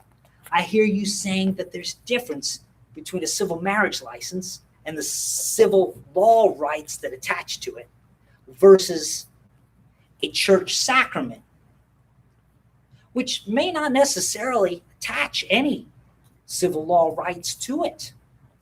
I not only have a certificate signed by Monsignor Caverly, may he rest in peace, saying that I'm married to Bernadette, but I also have a civil law marriage license, which was also signed at roughly the same time. We had to go down to the court and get our marriage license from the government. And then we went to the Holy Sacrifice of the Mass and received the sacrament of holy matrimony from Monsignor Caverly. Two separate documents, two separate things. So when I hear you talking about that wall of separation between church and state, in a way I've experienced that when it came to my marriage. Who wants to express the opposite opinion or another opinion? Yes. I just have a question. I agree with the wall of church. You like the analogy of the wall. Yeah. Yeah. As a law professor, I'd be remiss to point out that that's probably not good federal law anymore. But with that legal conundrum addressed, the logic, the logic of it is what you're talking about. Yeah. Go on. But I'm looking at the second sentence. Okay. And I'm wondering though, there must be at some point where the government can come in and say, okay, the public morality we're going to determine that public morality is contrary to whatever the religious practice is. And we can go ahead and change that practice. We can prevent you from whatever practice that is, if it's against public morality. Is that true? And who determines? You're asking if that's true as I stand in front of a board bigger than I am wide, and I'm pretty wide, with language that says that. So it's hard for me to say that's not true, that it's there. And when? But I love your question. Who determines that? What if someone says, hey, you're saying it's a whole different thing, it's a different piece of paper, that's the sacrament of holy matrimony, this is a marriage license, but what if someone says, hey, like it says here, your religious freedom shall not justify you consistent with public morals? What if someone says, hey, I'm the government, I happen to get elected today, I'm on the board of county commissioners, wherever it is, I think it's immoral that your church won't give a marriage to two men in love or two women in love. What then? Or stated somewhat differently, what if someone wants to adopt? And there are many adoption agencies in the community, one of which happens to be a Catholic adoption agency, and will refer a same-sex couple to a non-Catholic adoption agency so that they can adopt there, because the Catholic adoption agency will not facilitate that adoption. And that is true. We will not. What if someone citing language like this says, find that to be immoral, Sure, there's 14 adoption agencies and 13 out of 14 will do it, but your Catholic one won't join the other 14. Let's shut you Catholics down because you're immoral. What if that's the voice of the government saying that? There's a couple of hands up. I might have lost a hand back here. Did I lose a hand? Yes, yes. I was going to say that it's, and I have precedent that I don't know if I'm citing this, but Moose Lodge number 107 the Iris, which is a 1970s case Okay. in which a African-American individual was discriminated from joining a club. Okay. And while it was horrible that he couldn't join this club, and the court said that there was sufficient government involvement to force the club to join it, because it was a private entity, not a public entity. So a line drawn between private entity versus public entity. Correct. It could not be considered a government via virtue of entanglement, entwinement, or any other way that would link it, and therefore they said he was not a welcome. And because of the church autonomy doctrine and the way the religious freedom clause is structured, the church cannot avail itself to any government aid. Therefore, there's nothing that can happen that would make the church a state actor. And therefore, the church can do what it wants in that regard. Yeah. And that was the holding of that case. Yes. And that was a federal interpretation Yes, that was of the federal constitution Yes, that was. that didn't have this sentence in it. Yes, that was. You don't find that in the First Amendment to the federal constitution, that second sentence of Article 5, Section 3 of Florida's constitution. Yes. I don't know if this is a good argument or not, but does the government have an interest in ensuring that people in the community are treated equally? So if you have situations where there's certain members of the community that are being treated unequally, in the case of same-sex couples, where doesn't that diminish that public moral, like just same-sex couples not being able to get married in a Catholic church where they're Catholics? I mean, I've lived with two gay women that are they're both Catholic. They grew up Yeah. Catholics and they wanted to get married. There are many And- same-sex Catholic couples, many. Yeah, so My just- daughter's best friend, Anne-Marie, has two dads. There are many same-sex Catholic couples. Yeah, so just the fact that they're not given the same opportunity to, exercise their faith, to be able to enjoy the full benefit of marriage under your faith, doesn't the state or the federal government have an interest in protecting that and ensuring that these people that are also Catholics, that are also want to get married, enjoy the same level of, enjoy that same privilege as heterosexual couples would enjoy? Well, the simple answer to your question is yes, but the more complex way to ask your question is, does that mean we invade church autonomy and that the government requires churches such as mine, the Catholic Church, to do away with the central tenets of one of its 7 sacraments, holy matrimony, so that our Catholic sacrament more closely aligns with what the majority of all people, whether Catholic or not, might feel the Catholic Church should do? Who should decide what the Catholic Church should do? Should it be the Catholics or should it be society as a whole? Who should decide what the Jewish temple should do? Should it be the Jews or should it be society as a whole? Who should decide what the Muslim mosque should do? Should it be the Muslims or should it be society as a whole? To what extent do we say, well, this is a democracy. Let's get everyone together, whether Jew or not, and take a vote as to what the Jews should believe. Let's get everyone together, whether Muslim or not, and take a vote as to what the Muslims believe. Let's get everyone together, whether Catholic or not, and take a vote as to what the Catholics believe. Because democracy, right? It's the majority rules, right? To what extent does a constitution step up and say, some things aren't up to the whim of the majority? To what extent does a constitution become a source to say, well, at this particular point in time, the majority might feel this way, but it's not up to the majority? To what extent is a constitution a source to say, we're going to take this particular question away from the whims of the majority and we're going to protect the rights of the minority? To what extent does a constitution do that? That's the question to be answered. Yes. And again, the way, I must be misreading this because the way I'm reading this, it does not take it away from. Okay.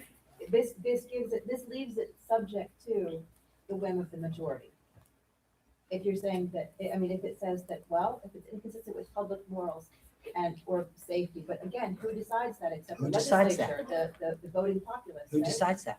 So if the voting populace by democratic vote says no, we decide that the public morality says blank, and this particular minority group does the opposite of blank, Right. then blank is now going to be illegal and outlawed. Is that correct? That's how I'm interpreting That it. appears to be how the second sentence So it's reads. public to, I mean, it's subject to, majority vote. It could be. That could be exactly what a sentence like this means. That could mean that in certain places, there no longer are Catholic adoption agencies because they simply can't comply with local laws. That might mean that there are certain places where I can't practice my faith because it doesn't comply with the majority's views. And the question becomes, at what point does constitutional law step up and say, our role as constitutional law is to protect the minority from the whim of the majority? To what extent do we do that? These are the big issues to be resolved here. And it's one of the reasons why we have, and you see it beginning on page 137, the Florida Religious Freedom Restoration Act. And that brings us to the case you find beginning on page 137 and continuing through page 148 of Warner versus City of Boca Raton. This is a Florida Supreme Court decision from 2004. And did one of our lead counsel want to brief us on Warner versus Boca Raton? Yes, Ms. Castoria, thank you. What was going on in Warner versus City of Boca Raton? I'm dying to know.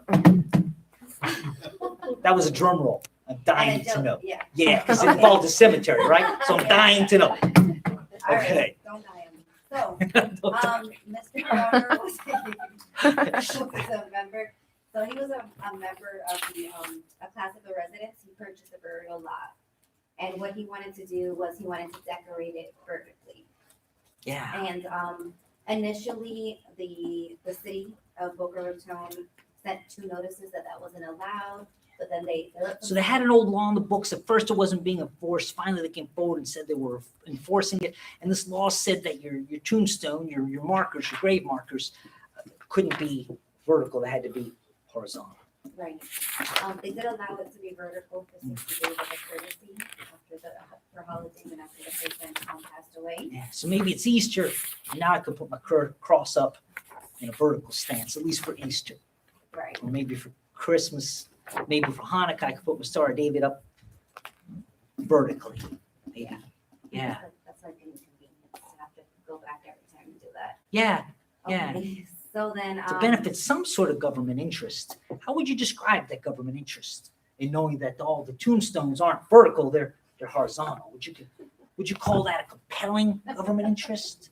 Would you call that, I don't know, would you call that a rational relationship to a legitimate government interest?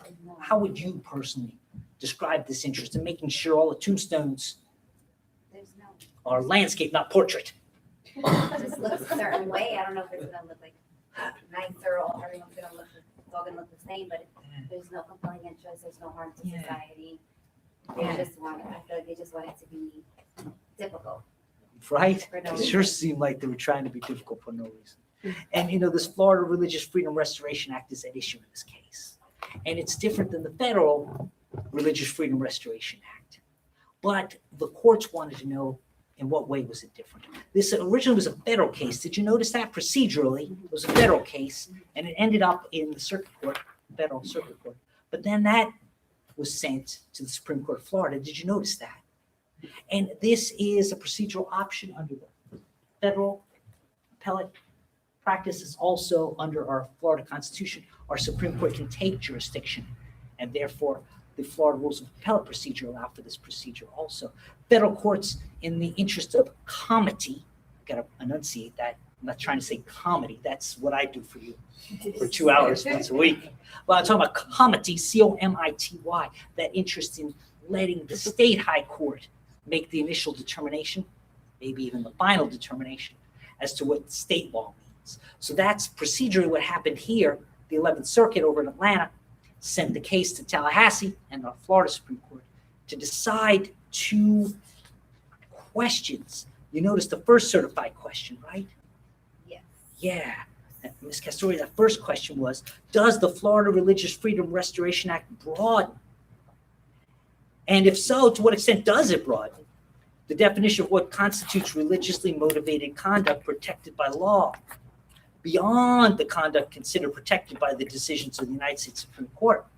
And how was this first certified question answered? What's the answer to that? In the affirmative, it did broaden. Answered in the affirmative. So it is broader, but in what way is it broader?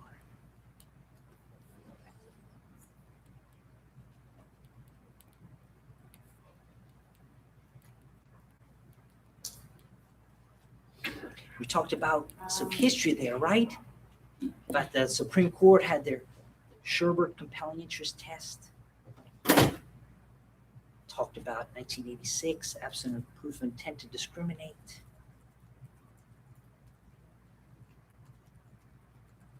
Basically, Florida's Religious Freedom Restoration Act was attempting, in the view of the Florida legislators who enacted it, to restore religious freedoms that they viewed as being eroded by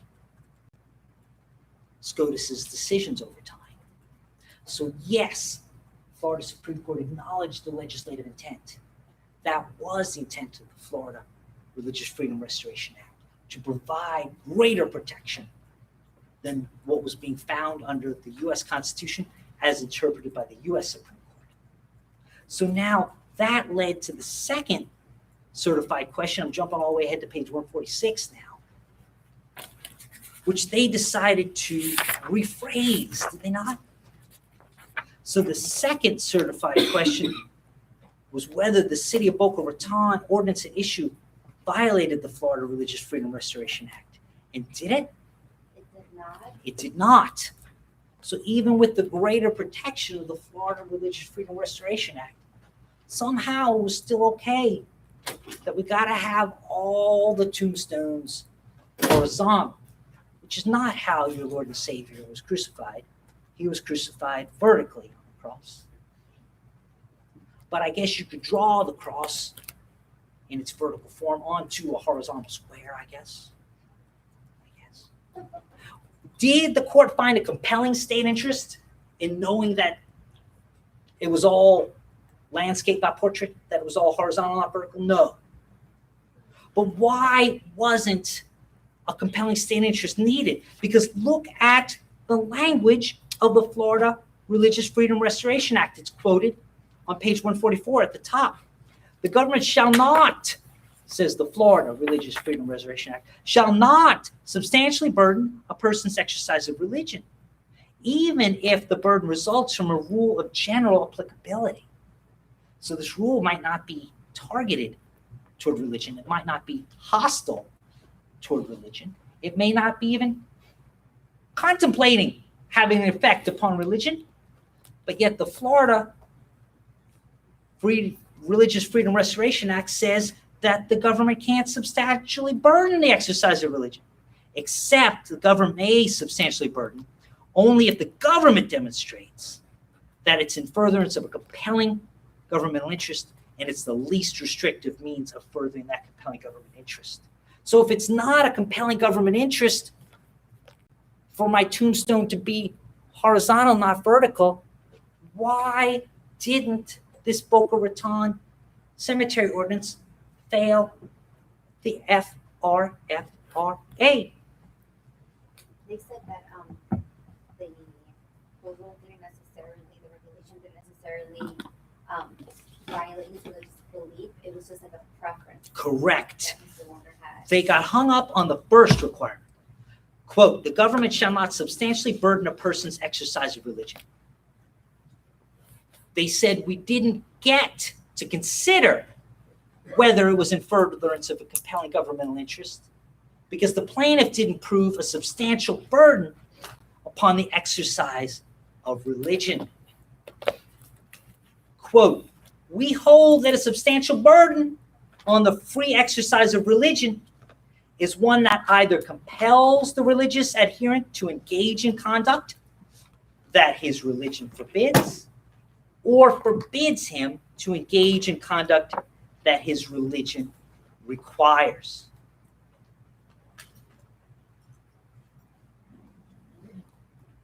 So we never got to the compelling state interest standard because we gave, or I should say the Supreme Court of Florida gave a definition to substantial burden that created a very narrow and burdensome burden of proof upon the plaintiff. So now, is that how it should be? Was that the intent of the FRFCA? Who wants to address this matter of opinion? And it's just that, it's just a matter of opinion. Opinions are like noses, everybody has one. Feel free to share yours. What, does that phrase usually not refer to noses? I thought it was noses. Opinions are like noses. All right, looks like it's prime time to take our break. What do you say? All right, let's take 10 minutes. I know I need something because I got a little bit of dry mouth. Let's come back in 10 minutes and let's launch into chapter 5 where we're going to talk about Florida's state court system. And I'll leave you with this loaded question so that you will hurry back. We call the Florida Supreme Court the Supreme Court of the state of Florida. Could that possibly be a misnomer? Is our Supreme Court indeed supreme? Find out in 10 minutes when we come back. We'll see you then. I'm getting some caffeine because I need some energy, obviously. What? How would work? When did it?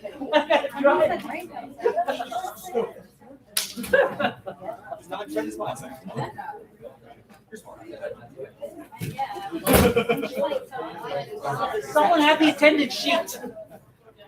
Oh, there it is. I need that. Thank you. Excuse me. This point.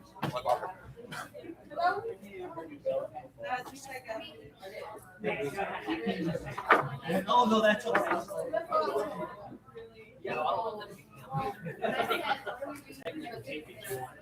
At least Miss Anita. See, that's, you gotta watch out. All right. Better you than me.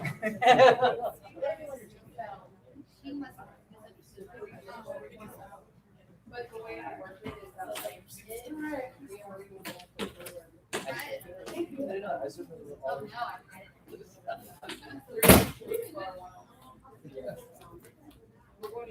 Well, no, it's because they're not all.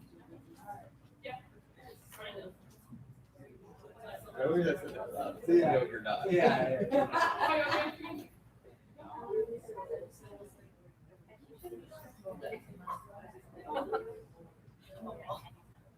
I hope that that's all we're talking about.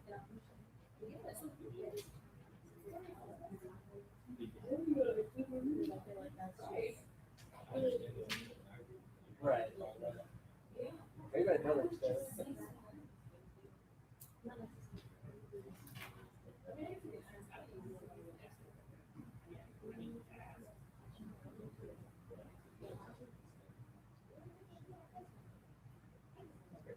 I was gonna say, I wanted to see yeah, so so cool cool. or something.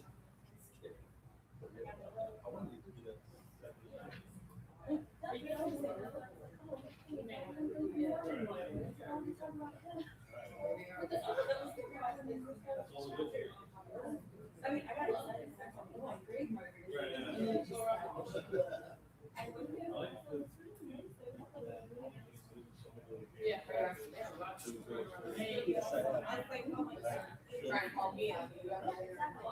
I was I've done that every year so far. Like,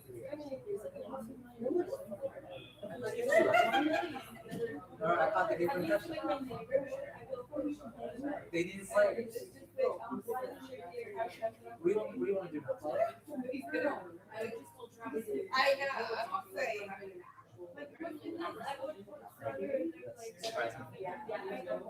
And he was like,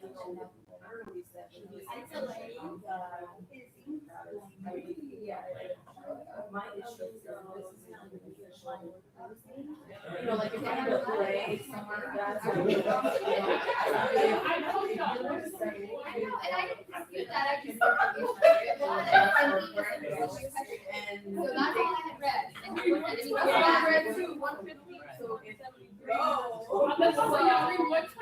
Would you rather not play? I'd rather play. Okay. So I didn't dispute it. I just misunderstood my question. Oh, I understand. Like your team wins, but your game is actually responsible. I agree with that.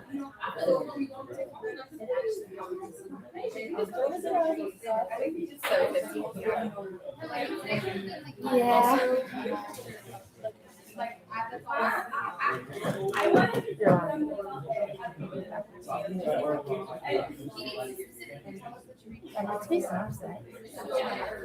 Go ahead.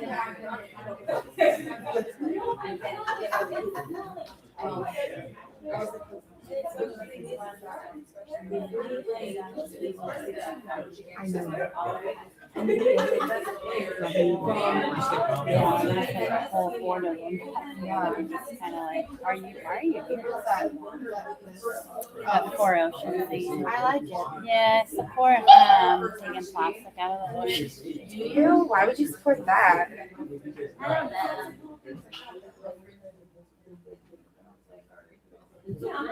I gotta pull up that Facebook again.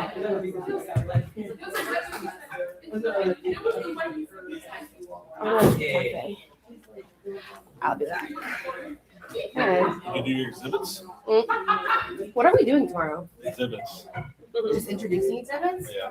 Do I even have to prepare for that? I mean, somewhat, I think, not like. Your Honor, has the same. We did it first, like, I see Mark has exhibit A, What we do is exhibit what? That's it.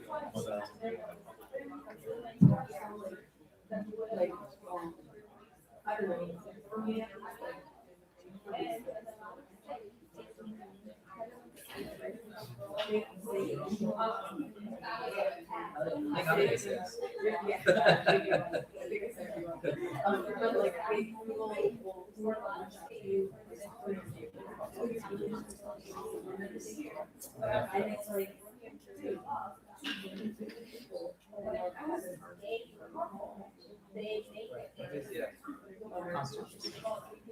You know, so like, there's things like that, which one, like, I understand. We had like, yeah, sign up, yeah. And then.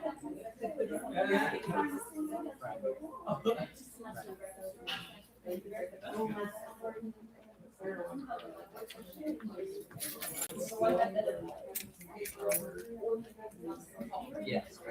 So, It's definitely frustrating.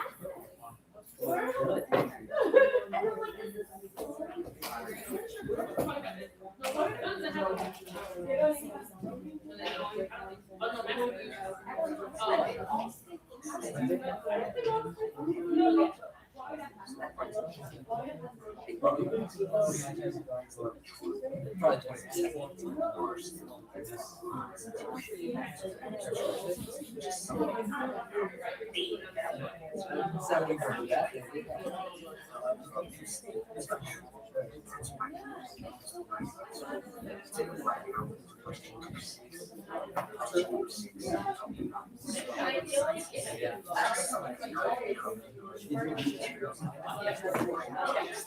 Yeah. He's gonna do it again. Yeah. Yeah. It is crazy.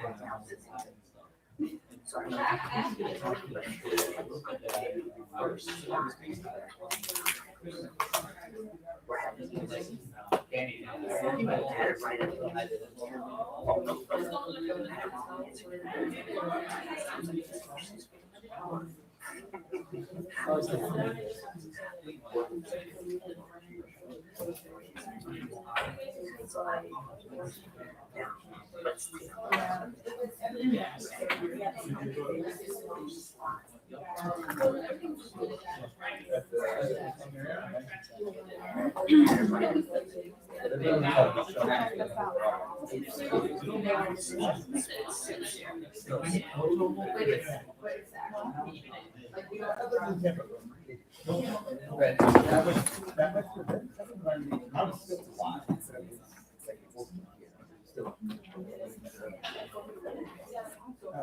Oh.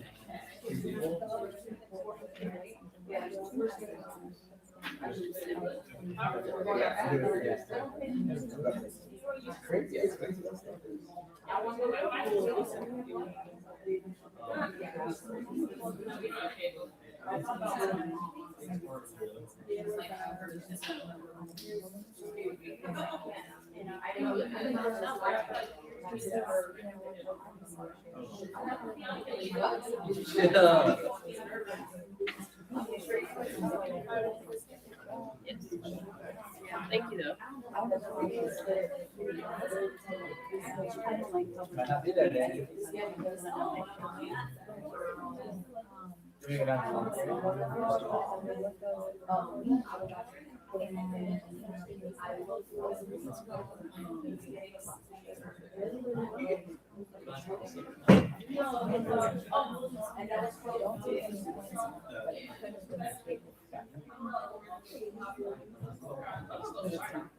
For this one?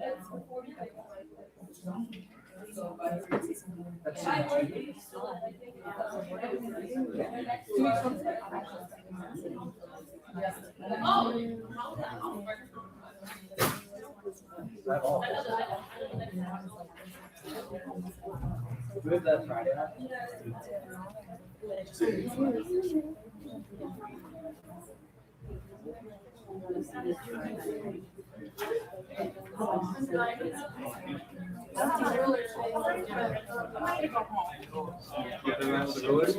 Did you hear that Bojack? Julie. I am mad at it. Daddy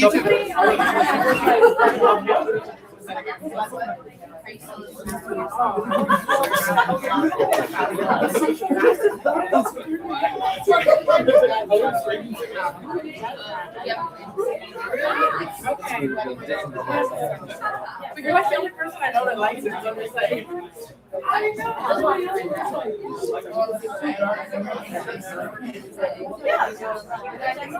Just gotta get.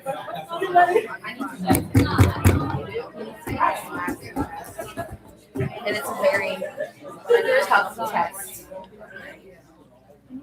Only the best for you, Julie.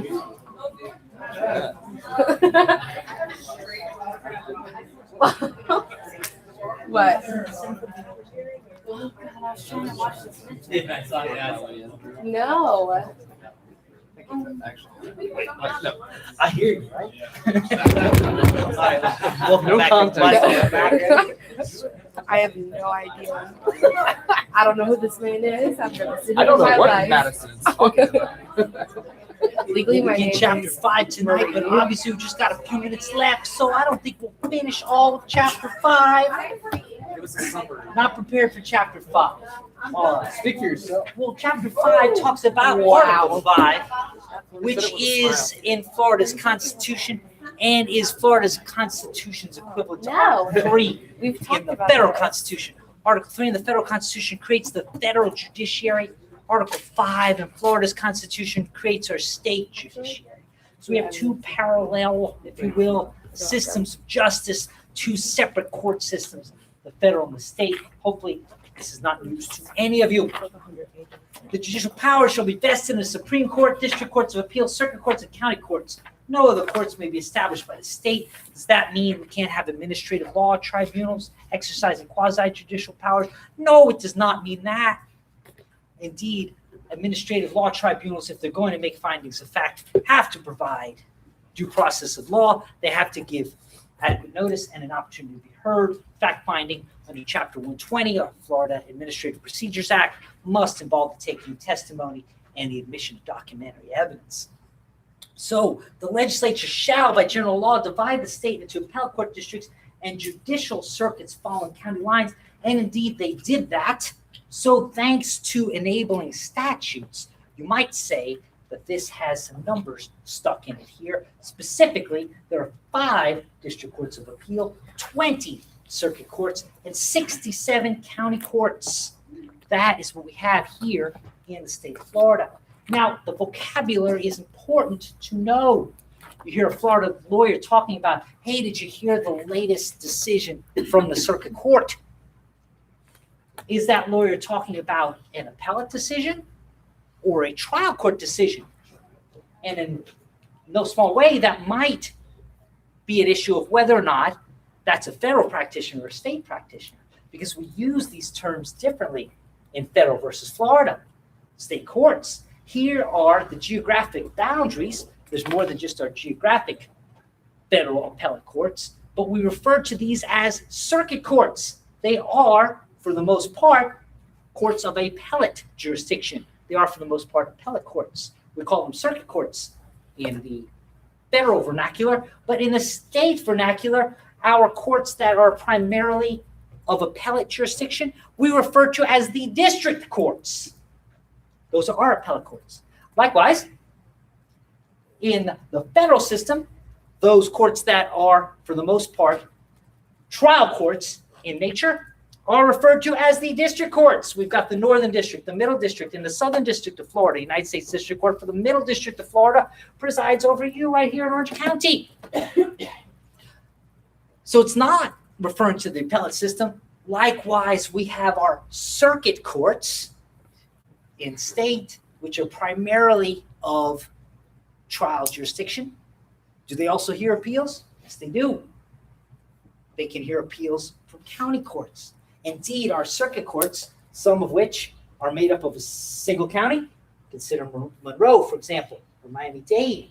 Others, such as you see here today, in the Ninth Circuit, it's made up of both Orange and Osceola. Look at the Fifth Circuit, that's made up of 6 counties. Look at the Third Circuit, 7 counties. But note that no county is ever cut in half. No single county ever resides in more than one circuit court's territorial jurisdiction under our state court system. Where does the money come from? All justices and judges shall be compensated, and funding for the state court system, state attorney's offices, public defender's offices shall be from state revenues appropriated by general law. In other words, you should never be directly handing money to a judge. If you're directly handing money to a judge, you're committing a crime. That's bribery. So don't do that. In fact, when you're in court, you hand the papers to the bailiff, who then hands them to the judge. So at least you've got a witness that you didn't hand the judge any money, right? It's a good system they've got set up over there. So all funding for the offices of the clerks of the circuit and county court shall be provided by adequate and appropriate filing fees, which took a big jump earlier this year. A lot of those fees took a considerable hike. No county or municipality sectors provided in the subsection shall be required to provide any funding for the state court system. And that leads us to this question on page 193. Note number 2. Note how Florida's court system is funded. Does this seem adequate? What can Florida's court system do if funding proves inadequate in any given year? I have some suggestions. Hope, pray, wish. Can judges directly lobby for money? No, they can't. Even Florida state court judges who are running for election can't directly ask you for money. They got to create a committee. Sometimes it's the judge's spouse, sometimes a good friend, sometimes both. Then the committee asks for money, and that's just for the election campaign. When it comes to running the courthouse, that's all based on a filing fee. Once upon a time, if you wanted to file a cross-claim or a counterclaim, you didn't even have to pay for that. Now you do. Once upon a time, the filing fees were lower. Now they've gone higher. But it's still a flat fee. It's still an all-you-can-eat buffet of litigation, so to speak, because you file that filing fee Then you litigate for the next months or years or, God forbid, decades. And for the most part, you don't owe another fee. You might be so bold as to have hearings every month on your case. You don't have to pay for each hearing. So that's how we fund our system, for better or for worse. We often find our system to be underfunded. What a surprise! Who'd have thought such a system might lead to underfunding? District courts of appeal. There, they hear appeals from final judgments or orders of trial courts, including certain administrative orders, and they sit in a 3-judge panel. Which 3 judges do you get? Do you pick your favorite 3? No! Randomly assigned. Now, after it's all over, you don't like the outcome, you can ask for an en banc. Anybody here speak Latin? E-N-B-A-N-C, 2 words? E-N-B-A, en banc. You can ask for the whole court to try to reconsider what your 3-judge panel did. It's not often granted, but it is available under the rules of appellate procedure. That's how the appellate court presides over cases. Circuit courts. There, you have 1 judge. Again, do I get to pick my favorite judge? No. We have venue statutes that say where you can file your suit. That might give you a little bit of leeway, but it's never going to let you micromanage and choose your particular judge. If you've got a problem with your particular judge, you might satisfy the standard for a motion to recuse or disqualify. But if you take a shot at the king, you better kill the king, right? You want to be back in front of that judge after an unsuccessful motion to recuse or disqualify? Probably not. So if you truly have grounds to recuse or disqualify, that's when you bring such a motion. Judicial forum shopping is not available. County courts. There shall be a county court in each county. Every county, no matter how small or how low the population, gets at least 1 county court judge. Specialized divisions. All courts except the Supreme Court may sit in divisions as may be established by general law. A circuit or county court may hold civil and criminal trials and hearings in any place within the territorial jurisdiction of the court as designated by the chief judge of the circuit. Supreme Court, I left you with this burning question. At least I tried to leave you. You all hunted me down. Mr. McGinley, please give me the answer. Got to know. Actually, none of you. But I know that you're dying to know. Why would McGinley say or suggest that Supreme Court of the state of Florida might be a misnomer? And the reason is thus.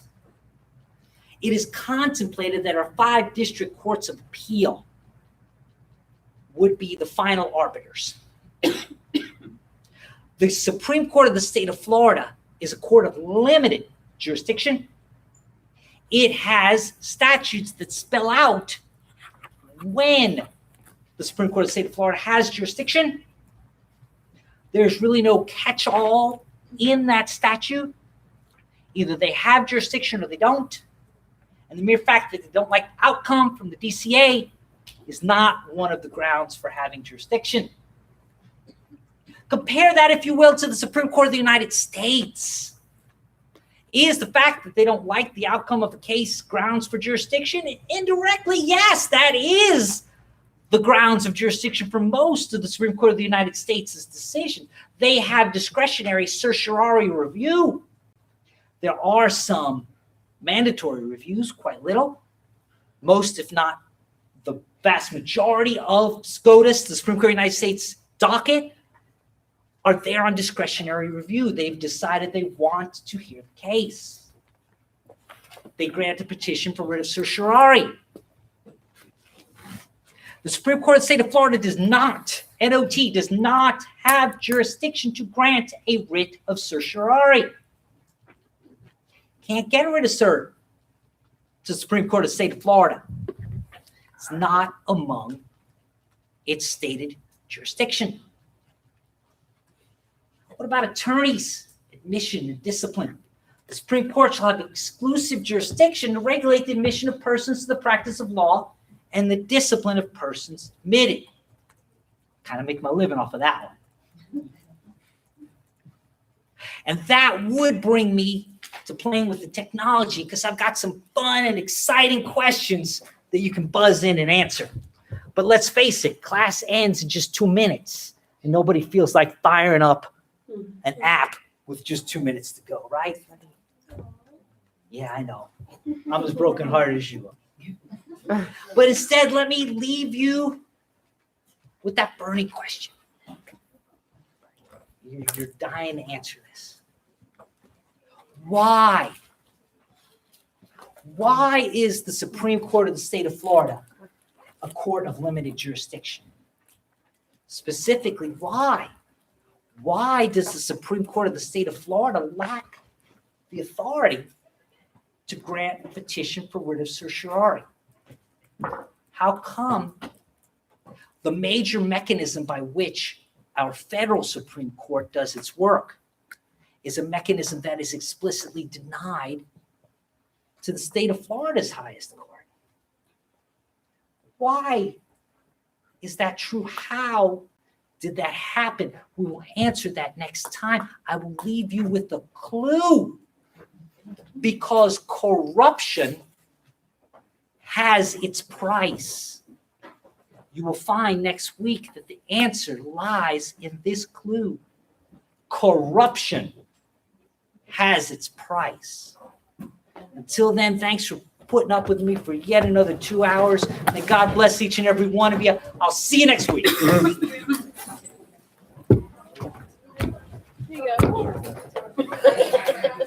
No, I don't want this back.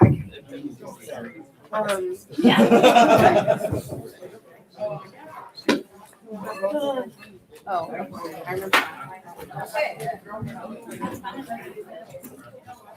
You're not going out this weekend?